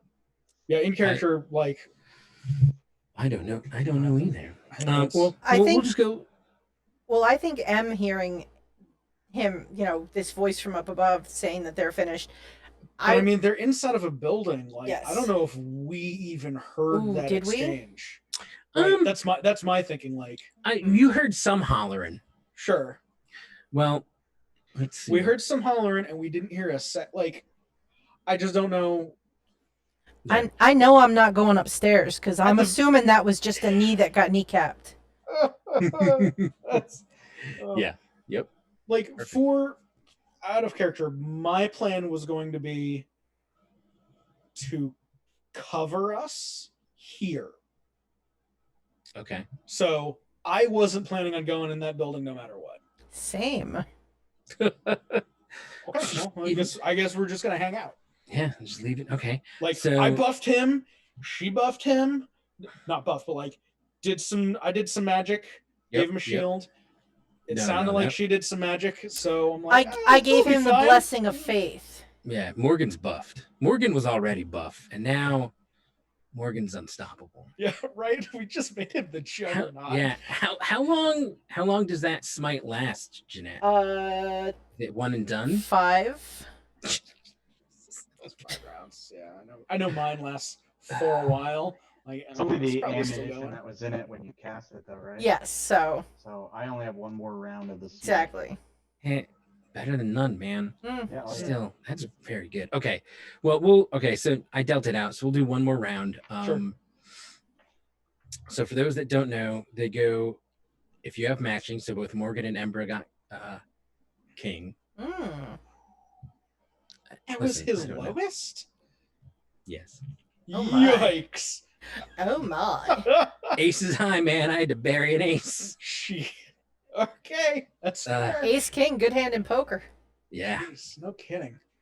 So it goes by suit, which is, for those that don't know, if I'm remembering this correctly, reverse alphabet. Embra's taking first with the king of spades. And then Morgan will go second with the king of diamonds. I have a 5, and then Edric has a 2. Great. That's perfect. It's fine. Yep. It's fine. It's fine. So you can spend a Benny to have another action die dealt to you. FYI. So if I'm first, I think I would go back to the corner of the building closer to the street and sort of lean over. Can I see can I see that window and inside and see if I still see him inside the building? So you want to sort of head back over here? I want to be able to get eyes on the fellow we left behind. Yeah, you can wander. You can take your move action and wander. What do I see if I kind of side eye into that window? So you peek your head around the corner, and now we got to redraw everything. Some bitch. Oh, I have the wrong thing. That's right. So there's that sort of thing.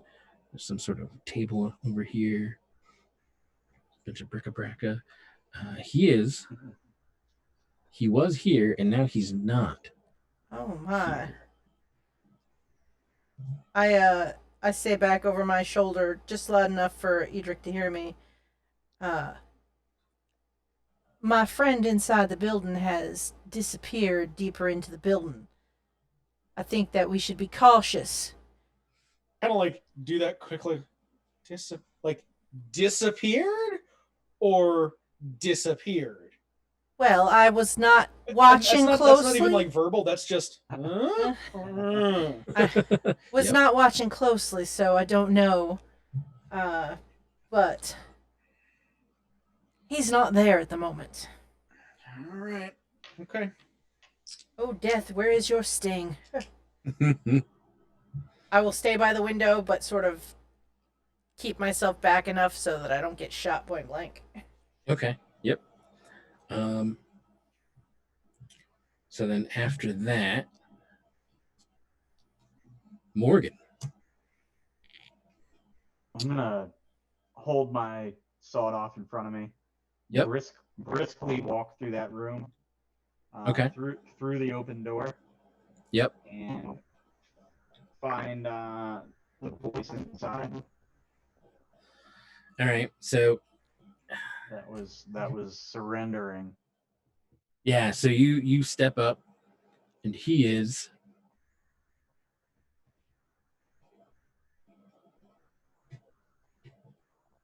kind of right here, and he sort of pulled the bed out. Yeah. Right, because you'd blown open the window. Yeah. And now he's like on the floor, sort of. I'd say he's sitting on his ass. His rifle's right. He sort of threw his rifle, and his hands are up. Yeah. And he's just sort of looking at you like. All right, I'm gonna walk towards him and kind of take the toe of my boot and kick the rifle even further into the corner. Okay. And hold my sawed-off shotgun to his temple. And that thing's still hot?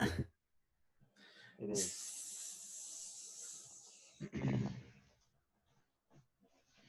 Okay, you have begun torturing the guy. Do you have like a quick question or anything you want to ask him, or? No, I'm just gonna say, you best not try anything funny, because I got another one in this chamber. Oh man. I'm So stare at him, grill him eye to eye. Okay. Do you have any intimidation perchance? I do. Please roll that. Take +2.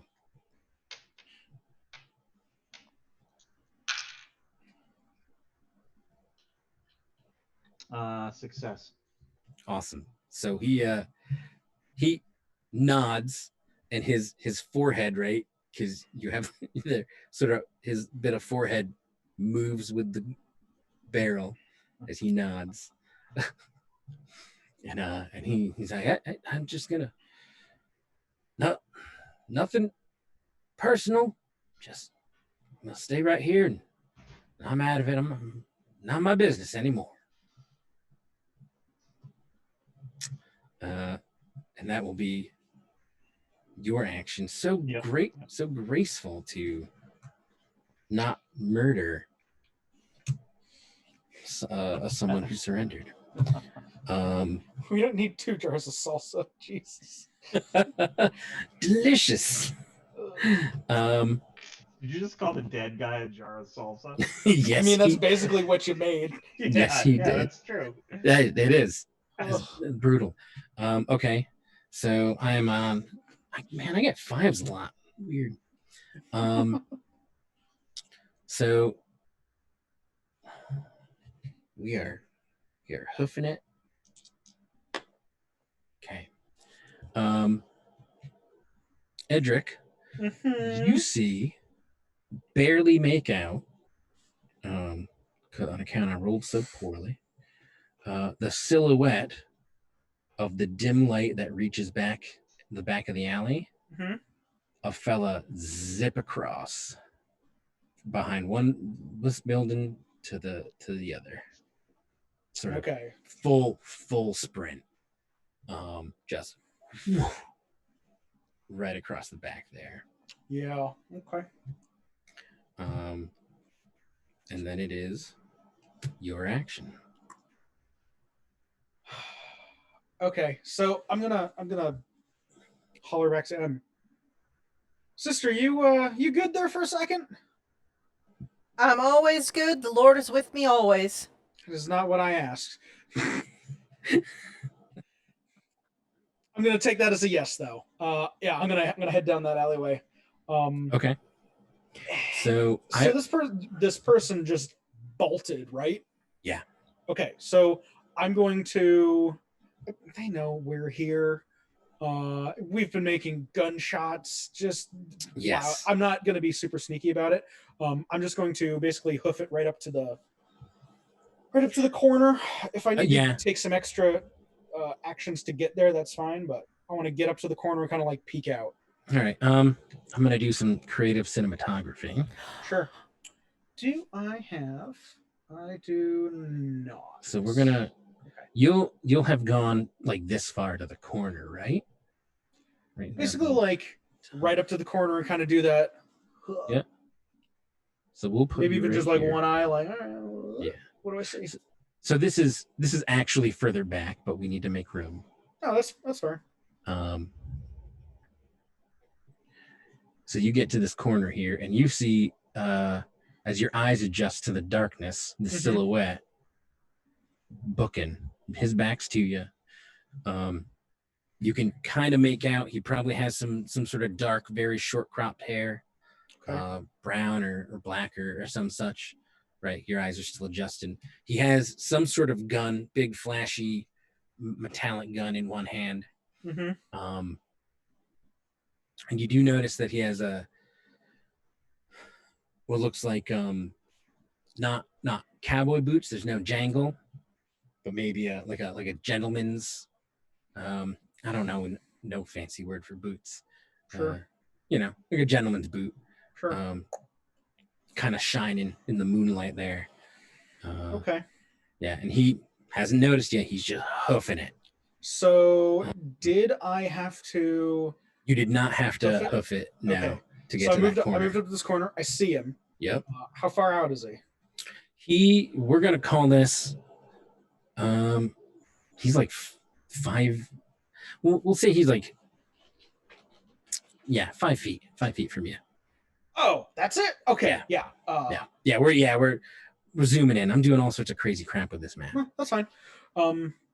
So I'm gonna holler at him. Yep. Hey there. Why don't you slow down and let's talk this out. I will have. So when I say that, I am entirely ready for him to turn and just shoot at me. Yep.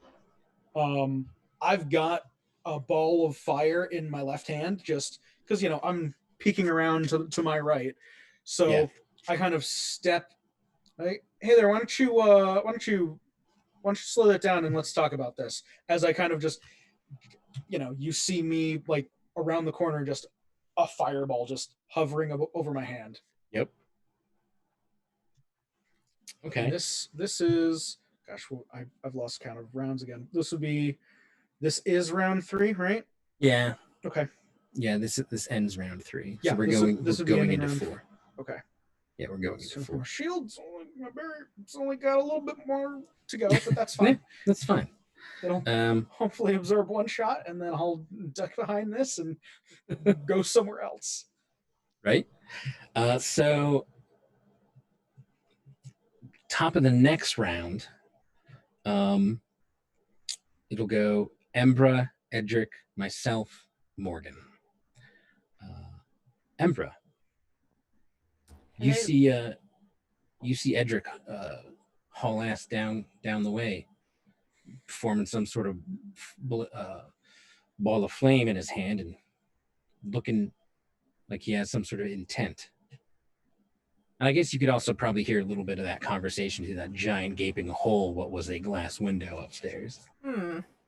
So I think that seeing as he's conversing with someone, I am going to run across the front of the porch of the building.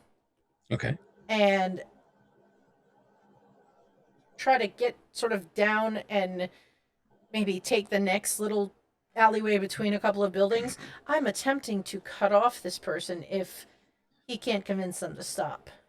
Okay, so you're hauling like straight out? I am just hauling ass. Just all right. Kind of, my gun's still in one hand and my Bible's still in the other. Just my hat, the back of my habit just flying out behind me.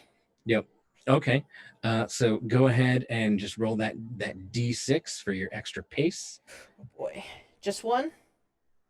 Yep. All right, here we go. I got a 4. 4. So that's 10 total. So we'll Clump, say clump, this. clump, clump, clump, clump. Yeah. Yep. Very, very clunky as you're just hauling. So we'll take you off of this. And that'll probably... As I go, I'm running and I say, let him know that whoever brings back a sinner from his wandering will save his soul from death and will cover a multitude of sins. Oh. Awesome. Oh, God. This might break into a chase. That would literally be the worst. Or the best. I don't know. All right. So you speak your piece and then start hauling ass back out down the road. At this point, granted only a couple of seconds, right, combat has passed. You can see... I was just being a dick. You can see down here a ways a couple of lamp and torch lights maybe coming on. Same, because people don't actually really live on this part of the street. So Well, hell. The action has finally sort of got some people moving. And you can see lights off in the distance. I see the lights and I say, well, they're a bit slow to the feast. Yes, they are. Edric, you're next with a 9. Oh, we're back up. Yeah, okay. Wait. Yeah. This is the back to the top of the order? No, top-ish? Because I ran, right? I ran and I did the thing. Yeah, you were at the bottom of the list. Oh, it was bottom of the last one. Okay. Yeah. All right. So, yeah. Okay. I mean, he is not acknowledging you. Just for reference, he is still moving, or has he stopped moving? No, he's like Looney Tunes mid on his turn. He's just gonna keep looking. Okay, so, just step out into the alleyway and just point, throw. Okay. I need to spend another PowerPoint for that. The range on bolt is my smarts, which is D8 times 2, so I'm pretty sure I'm going to be able to hit him. Yep. All right, so I am now at 10 PowerPoints. 16 yards, 16 meters. I think they stick to yards in this game. That's probably. Do I want to spend? No, I'm not. 2d6 is enough. Let's roll the thing. If I get a raise, I'm going to be rolling 3d6 for damage. Okay. I do not get a raise. I do get a hit, however. All right. The toughness you are looking to meet or beat is a 5. Or 5, 6 is my total damage. Okay. So you beat but do not raise. So you have shaken this poor feller again. Mm-hmm. The blast sort of engulfs his back, and you can see sort of everything light up for a second, and he had this very nice this very nice sort of leather vest. Now it's all scorched, and he sort of stumbles and hits on one knee and sort of rolls and falls onto his ass as you barrel him over. So I'd like to, because I don't know if you can like split your movement, quote unquote, because like the step out was nothing. Right, yeah. I'd like to just rush him. Yeah. Just run up on him. You can get up on Yep. him. Man, it's just way faster to just do a race. Yeah, Okay. As he hits the deck, I assume he go face first? Yeah, well, he sort of lands on his side and begins to like turn. But you hear he hits hard.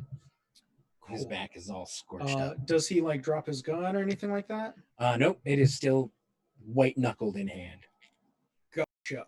I'd like to actually hold on. Let's leave it up to fate. Okay, that's fair. He's got it. Okay. As he's kind of like turning, if I can, if he's got the gun on the hand that's on the ground or whatever, basically I'd like to try and pin his gun hand to the ground with my foot. Okay. Just Yeah. So yeah, he's put my foot over it and just like, no, I think we're done here. All right. So you can take a fighting action. Because this is your second action of this activation, you're going to be doing it at a -2. Okay. What do I get for fighting? That's not good. We'll see whether or not this actually works. Yeah. No, it does not. I got a 3 and a 1. That's nothing. No. You know what? No, I haven't spent any bennies yet. I'm re-rolling that. Yep. All right. There it goes.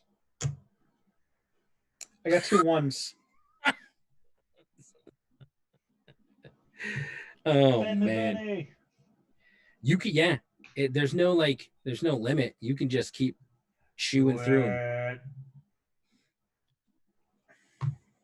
One more. Yes.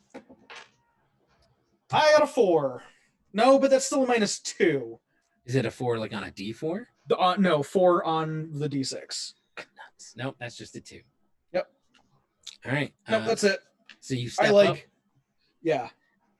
Yeah, go for you wanna narrate it? Go Well, I'm thinking like he tries to turn. I put my foot down. I miss barely, like just catch him on the arm. Yep. He moves it out of the way. I try again, and he does it again. And like God.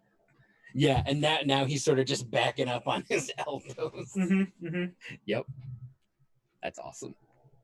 That is exactly the kind of mess that Edric would get himself into. Oh, for sure. Yeah, 100%. All right. So that was acting on a 9. Oh, look, me with a 6. Oh, I'm glad I still got that shield. Yep. That so he action spell active. needs to attempt a spirit check. He passes and is no longer shaken. That's unfortunate for me. Yeah, so he settles up after you sort of take a stumble, leans on his one arm, and then holds that, which you now clearly see in the moonlight is just this funky looking gizmo of a gun. Okay. And point blank at you. Yeah, this is not going to be fun. Oh boy. This one's not going to tickle. Explodes a D8. Crit. Fuck. Sorry. Listen, this is just how shit happens for me. Oh man, I got a 10 stealth. I'll just stealth up here. Dead. Oh, it would have been so he can only get even though the D8 exploded twice. Yep. He only ever gets 1 raise. Yeah, totally. So, yikes. Hold on. I want to make sure I got the right. Yep. Okay.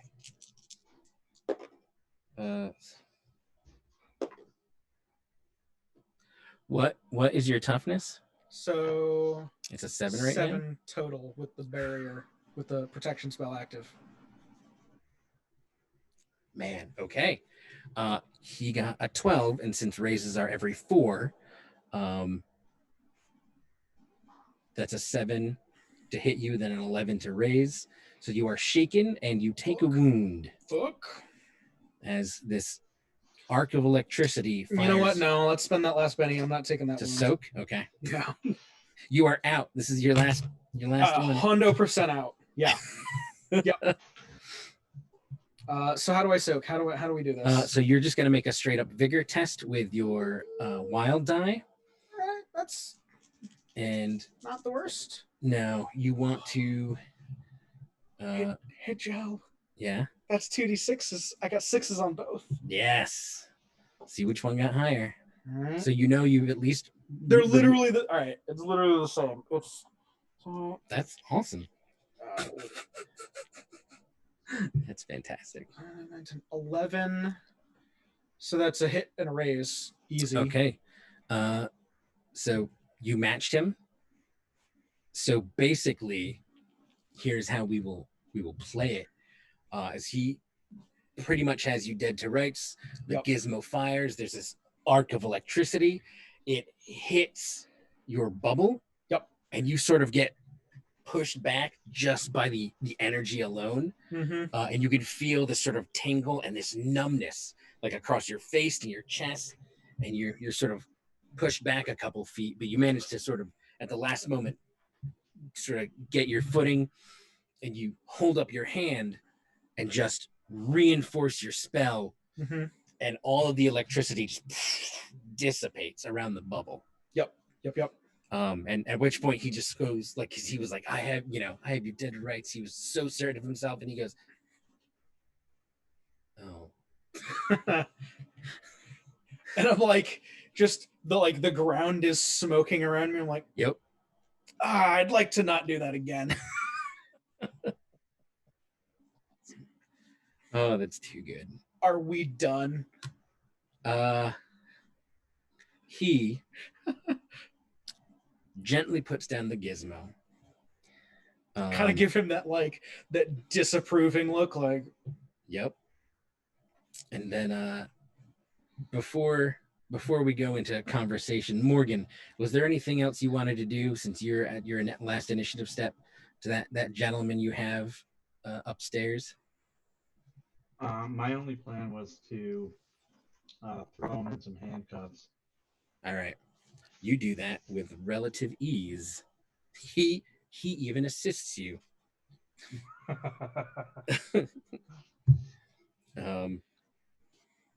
I could just imagine that, like, once he gets a clear, because you got to move around. Once he gets like a clear view of like the poor soul in the next room, Yep. He's like, oh, let me just help you with that. Yep. Yeah. Like, oh no, I'm fine.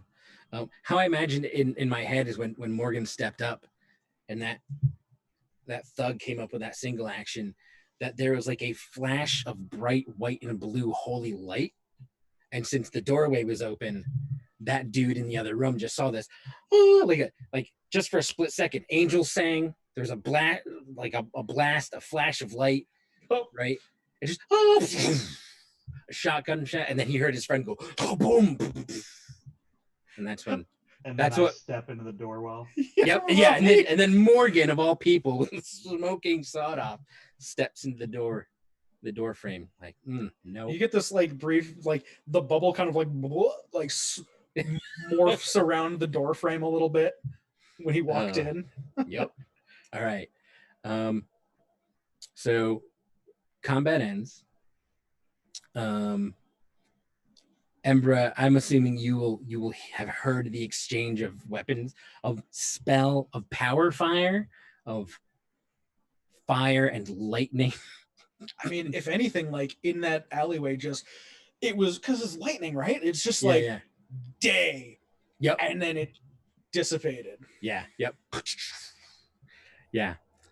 So you can assume that someone has been apprehended or captured. Morgan, I keep running. Dead. Yeah, I keep running, and as I round the corner, I say, "On the wicked, he will rain fiery coals and burning sulfur. A scorching wind will be their lot." I keep running around the corner. All right. So you do that, and you eventually make your way. I'm assuming you're going the long way. You mean? Like you come back around this way? Literally, yeah. Because okay. I still don't know. I don't know who the fire and sulfur rain down on, so I need to make sure I get ahead of them. All right. So you get over, and I'm just gonna put you over here because you would have obviously seen that Edric had captured your opponent. Edric, do you have anything to tie this gentleman up? Do you have any plans such as that? I don't have anything on me. Okay. I mean, as far as he's concerned, he has figured out that you are some sort of huckster or magic wielding son of a bee. Mm-hmm. So he's like not making any fuss. And then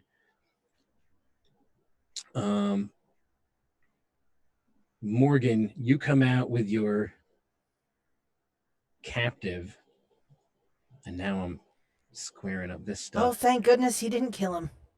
And you're pretty much at the top of the stairs right here. And you can sort of see down just barely. You can see what's going on. Yep. And you see that your friends have captured another foe. And as stuff sort of like calms down, the two bubbles just kind of like slowly fade out. Yep.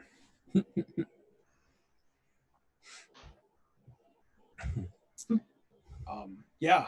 So I looked down. What was the job? Sort of looks up at you and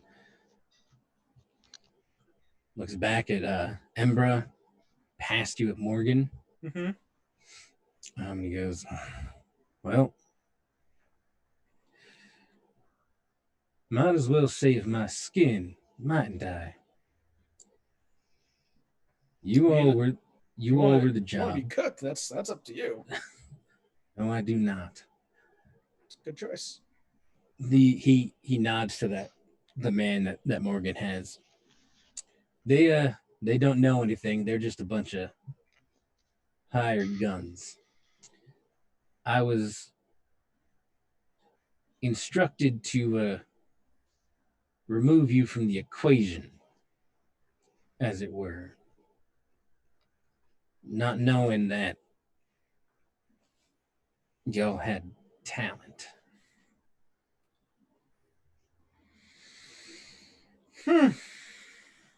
Well, I guess the first question would be, who hired you? Not hired. My Nobody works for free, my friend. my teacher, Thaddeus. You want to know more? I suggest we start moving away from those torches and lanterns that are coming down the Lafayette. It might be wise to not be here when they get here.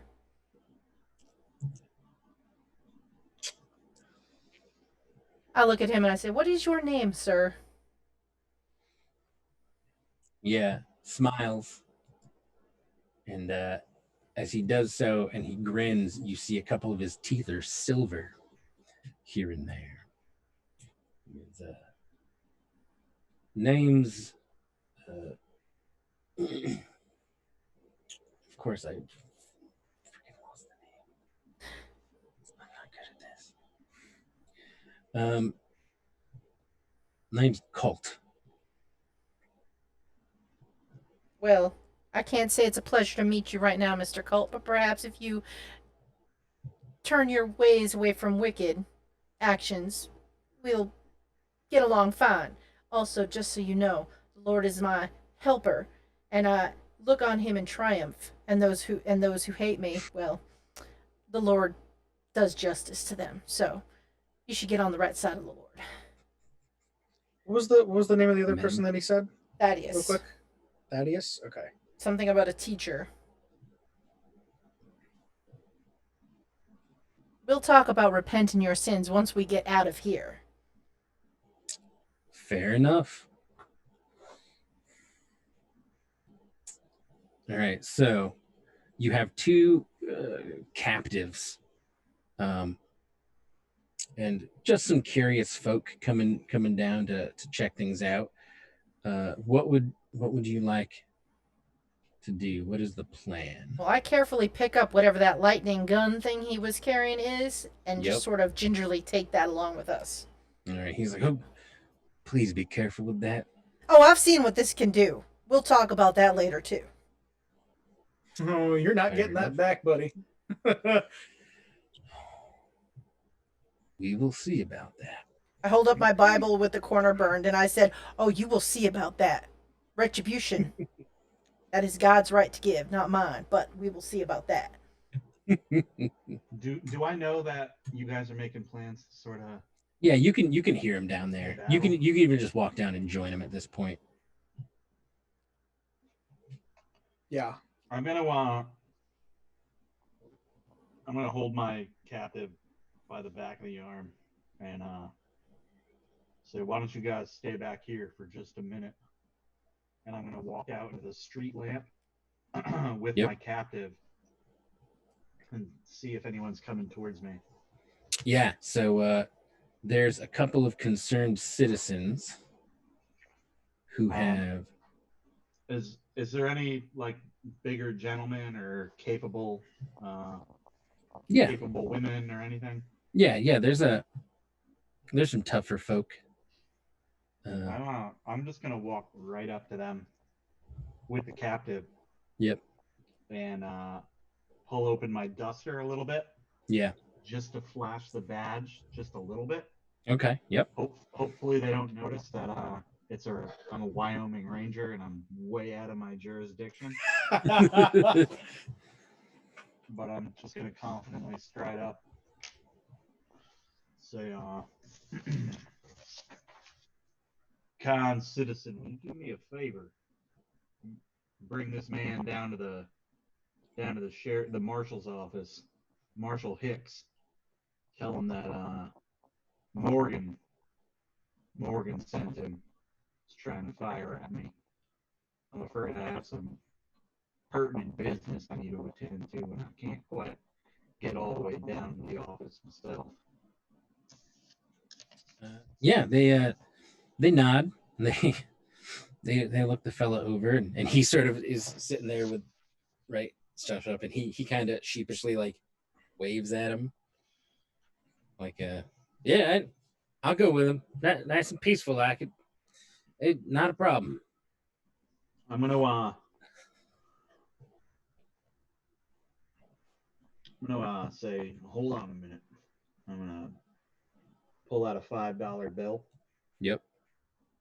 Mm-hmm. And I'm gonna look at the person I assigned the task and say, listen, make sure he gets all the way to the jail. You hear me? I'm gonna hand him the 5.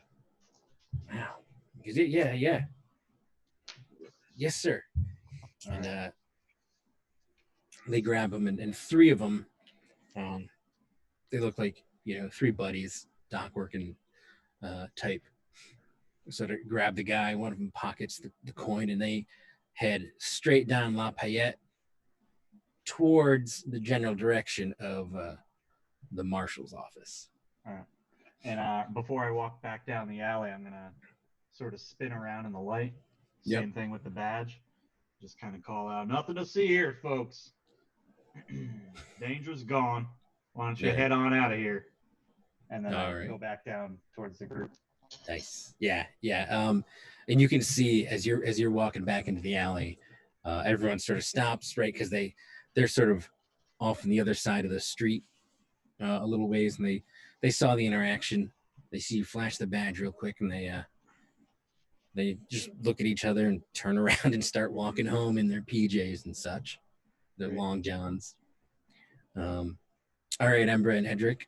Morgan comes right back. One less captive. I go up to Morgan real quick to try and kind of like put my head quarters and like, hey, you just kind of whisper to him, hey, you got another pair of those handcuffs by any chance? We're gonna need to. I'd rather have this guy without his hands free. Unfortunately, that was my only pair. Yeah, I got no rope on me either. All right. Figured it'd be a good idea to ask. Well, gonna move away and where are we off to? Well, pistol, put it in the back of this dude's back. Oh, listen, I know, I shot lightning at y'all folks, but yeah, come on. Specifically at me. Well, might not have been personal to you. It's personal to me whenever anybody shoots at me. All right, fine. Just could we please get out of the open and into a building, preferably without windows? Why are you so concerned? Kind of nudge the barrel of the pistol into his back a little bit more. And at that moment, the marshal, the GM, takes one of his assigned bennies and spends it. Uh-oh. And you hear howling off in the distance. And this fella goes, "'Cause I'm not back yet to fill him in. Now those goddamn mongrels are going to be on the street. So can we please go?" You know, gentlemen, I think that he may have a point. We should probably find refuge, not just in the Lord, but somewhere with a roof and four walls. You don't gotta tell me twice. Ooh. All right. Awesome. So you guys skulk off. I will give you a moment to figure out. There's a couple of different places you could still like hustle into Caleb's, try to make it back to the Marshalls. There's a couple of different places you could go. Any of these random buildings if you want. I mean, we were planning to try and get into Caleb's anyways. But I'm gonna go grab a drink if you guys don't mind. Yeah, let's take a quick break. Yeah, we can take a break. We'll go to a break screen and come back. Yeah. All right. All right. So we'll be right back. We will. Hey, there we are. We're back. Okay. Cool. So I will say this again. I just said that we weren't live. Because I want everyone who might be watching to be informed. Earlier in the combat, when Edric was taking a flame dart fireball shot up in the balcony, he had a negative modifier to shoot because his opponent was obscured. I use the word cover a lot during that moment, but the technical term is obscured. Cover is like an armor bonus in this game. So obscured, cover, two different things. Gotcha. Yeah. So anyway, so you guys were saying you were gonna hustle into Caleb's. I think that's the plan. I mean, we were planning to get in there anyways, so Well, we might as well use it as an excuse. I think if those creatures are coming back, they're gonna know to check Caleb's first, since it seemed to be a target. I look at Colt. It's safe to go in there. I look at Colt. If we go in there, are they gonna know we're in there? Well, I can tell you this much. They will be hunting. Shit. So they will be sniffing someone out. Is it you? I don't know. I was sent to deal with you, so maybe they're out here. Maybe he sent them out for another reason. I really couldn't be sure. I look from my two friends, one to the other, and I go, "Do you think they might be going to find our little friend there, Spencer? Maybe shut him up?" Spencer's on his own. We gotta get covered now. yeah, I hate to say it, but that's too far to go. Yeah. I say we make it right into this building right here. Keep an eye on Caleb's, but not be in Caleb's. Sniffing by. It's not an awful idea. Was there? Yeah, I looked to. I don't know these guys. Just general. I look up. Is there a second floor to this building? The one you're behind right now, there is Yes. not. There is not. Okay, Nope. So single floor. Yep. All right. Yeah. Let's duck in here. It's good as place as any. All right. So you head in into this back door. It's just a simple latch. And it looks like you've sort of stumbled into a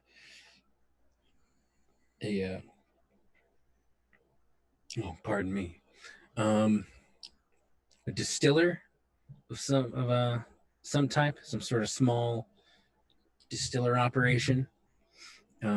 Just glass bottles everywhere, all sorts of little bits and bobs and machines and steam piping. Sort of clutter in this back room. Nothing's on at the moment. It's pretty quiet.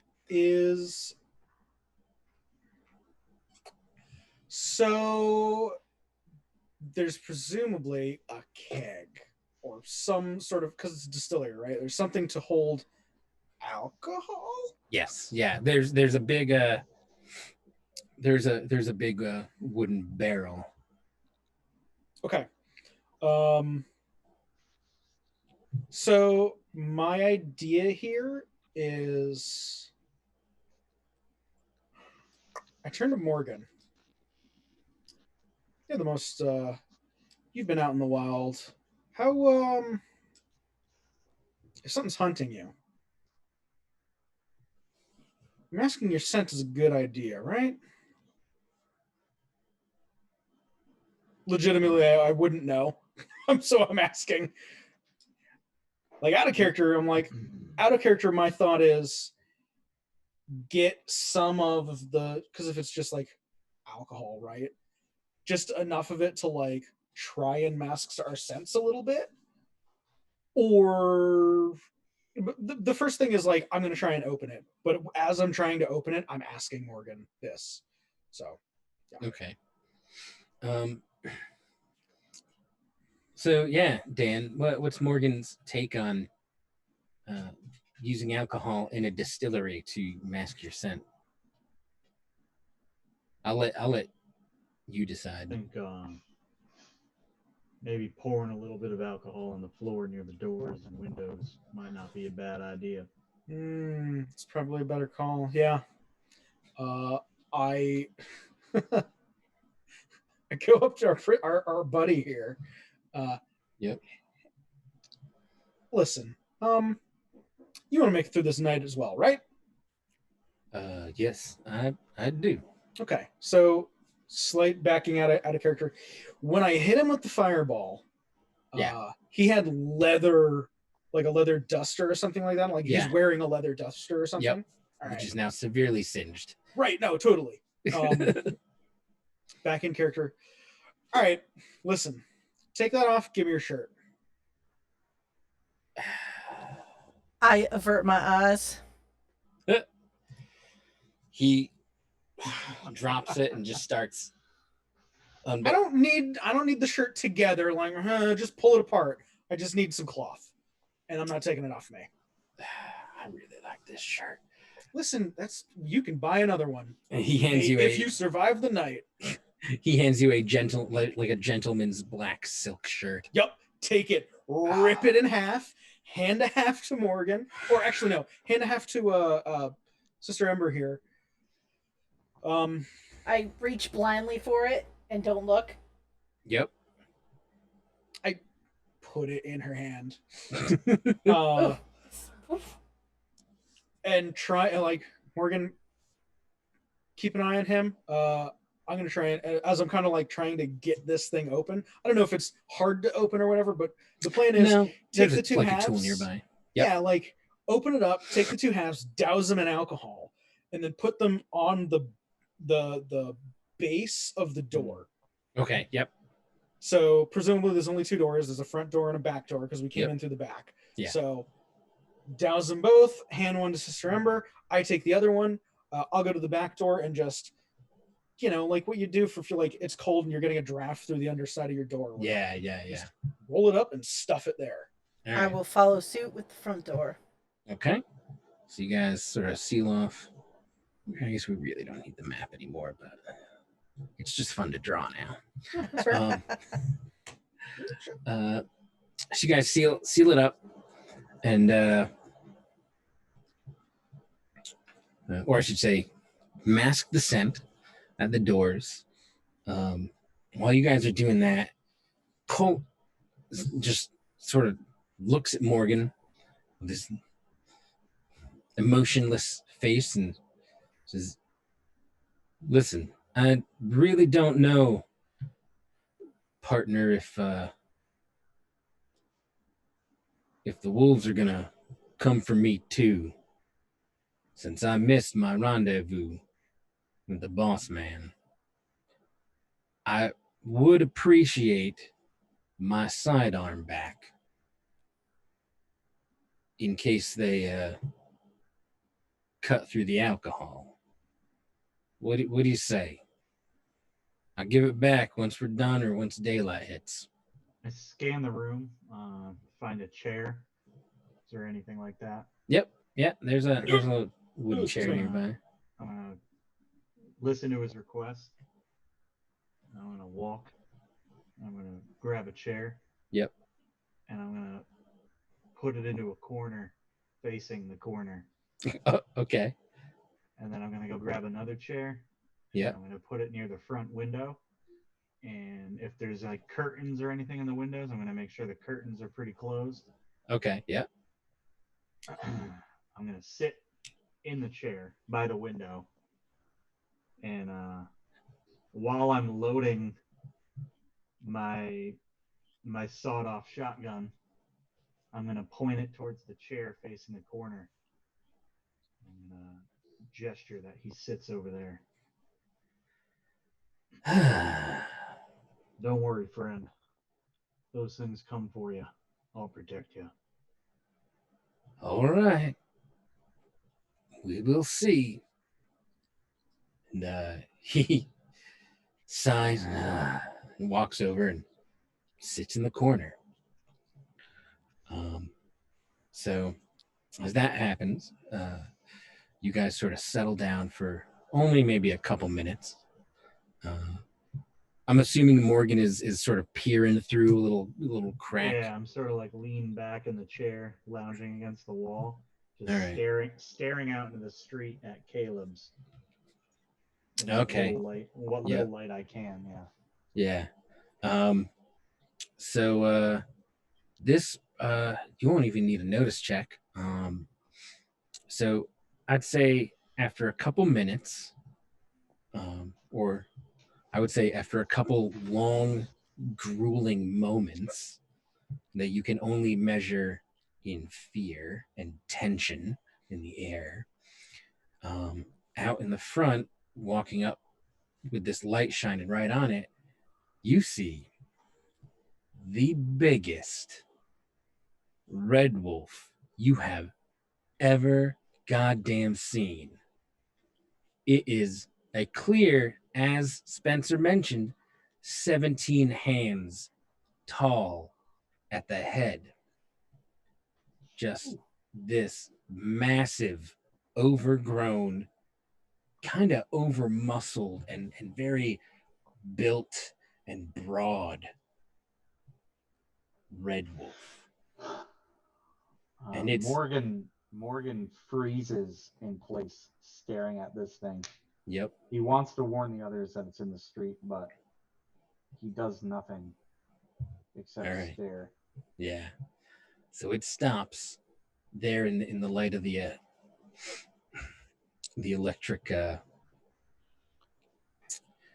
lantern, and it's cooled off enough now here in the city by the river that you can just see the faintest bit of puff coming from its breath. You think, or it could just be something totally wild and different. And it sort of stops, lifts its head up, and you can see it sniffing. And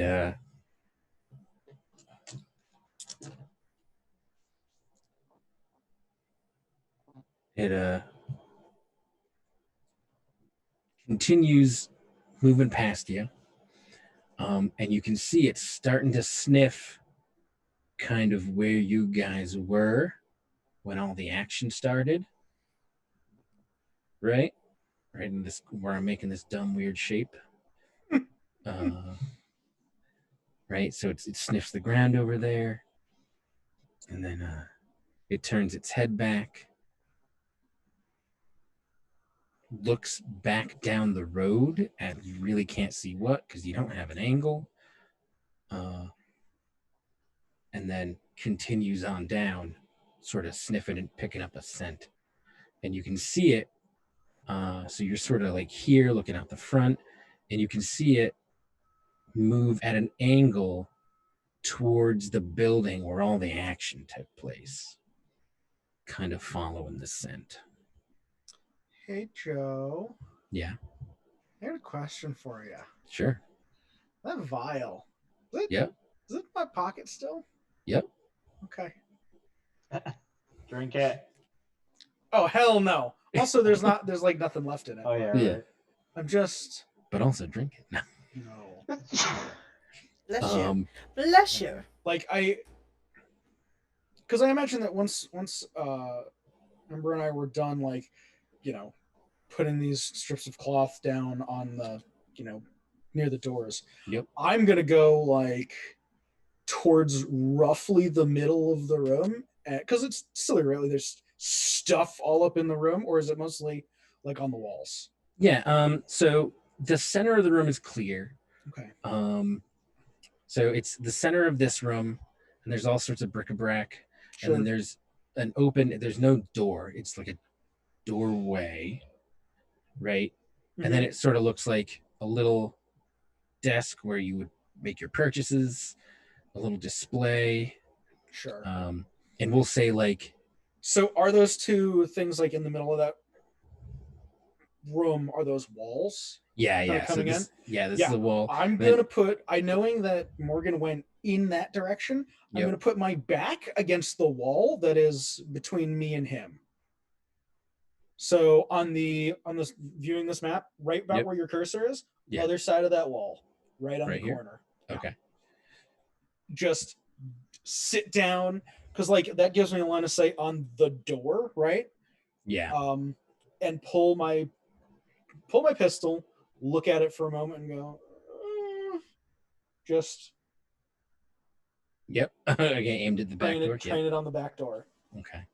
And then Colt is over here in this corner where like the counter is where you buy stuff, and over here where I'm kind of drawing is like a display.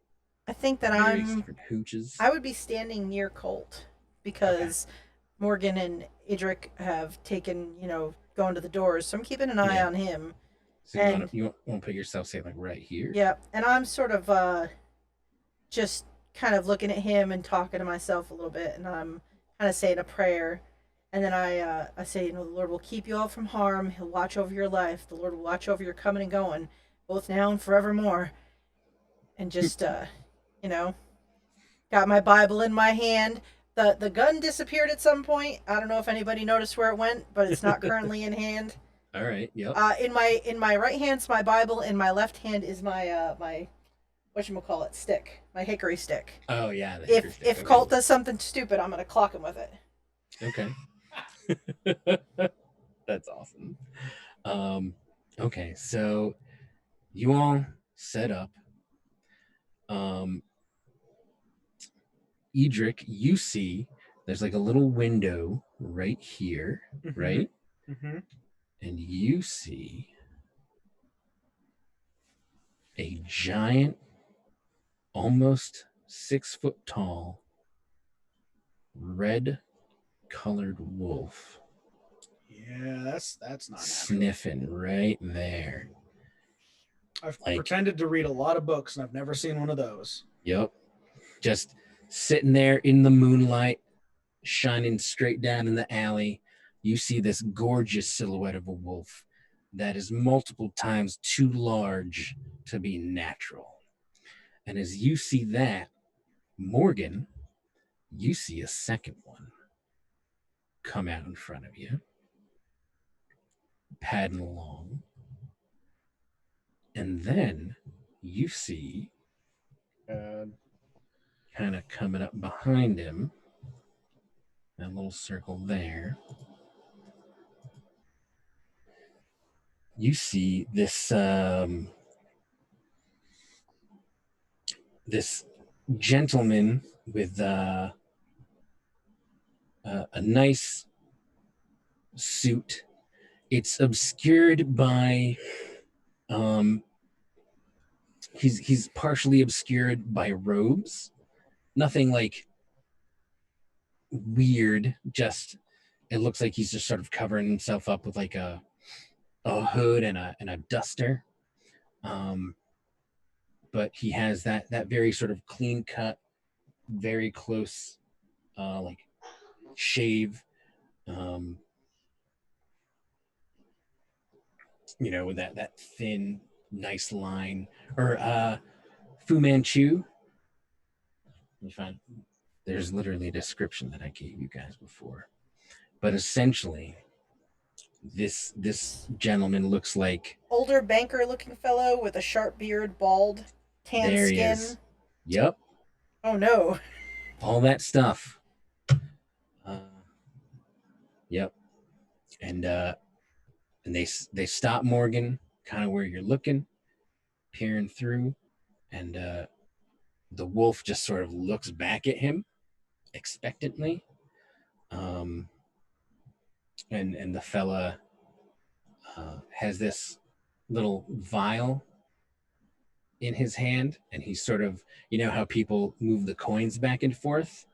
He is very talentedly, very skillfully, that's a better fucking phrase, moving that vial back around. Oh, sorry, that's me. It's time to take my meds. Well, actually, I think since we started like an hour early, and we've gone maybe 2.5, 3 hours. We're just under 3 hours. Yeah, this is a perfect place to end it. Oh my god! Yeah. right. Oh lord!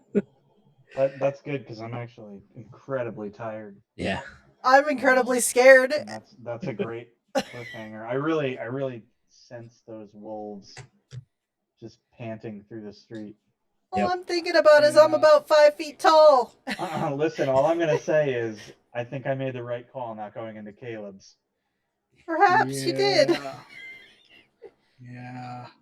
I legitimately 100% might forget this before next session, but I'm prepared to burn this building down. It's So you know. It's in the recording. It's in the VOD. Yep. I'm gonna make a note. Edric is going to burn down building. Yeah. There's You're half the reason. Listen, half the reason I put alcohol at the base of every door. No. Oh my god. If- Pyro. you're in a distillery, guys. You're right. And that's the reason that I'm the only one on this side. If something starts coming through that door, I'm going to light it on fire. That's all right. I'm ready for my high action Indiana Jones Zorro leap through the window as this building goes up in flame. Just Yep. literally like give with me my like stick a of couple dynamite seconds. on me. Oh my god. I don't want to be near fires. No. Do you know how All you'd need to do is give me like a okay. solid maybe minute so I can put protection spells on the three of us. I don't care about this other dude. And then you can just bust through whatever door, window, Yeah. wall you want, just like the Kool-Aid Man, but with a squishier bubble. I mean, listen, they haven't seen you or scented you yet, maybe. No, right. But So- I haven't Yeah, it's seen pretty them yet tense either, right which now. is great. Oh, yeah, Ember had no idea. Yeah, I would have told you, but Morgan is just frozen. Yep. It's like some other large feral beast that Morgan might have. Yeah. Yeah, not exactly, but similar. Yeah. I just All right, love this great game, dude. Joe. I'm gonna take off. All right, Yeah. I'm gonna hit end stream, so I'm gonna end the stream. Alrighty. Alright, Bye, cool. everyone. This Take way. care, everyone. everyone.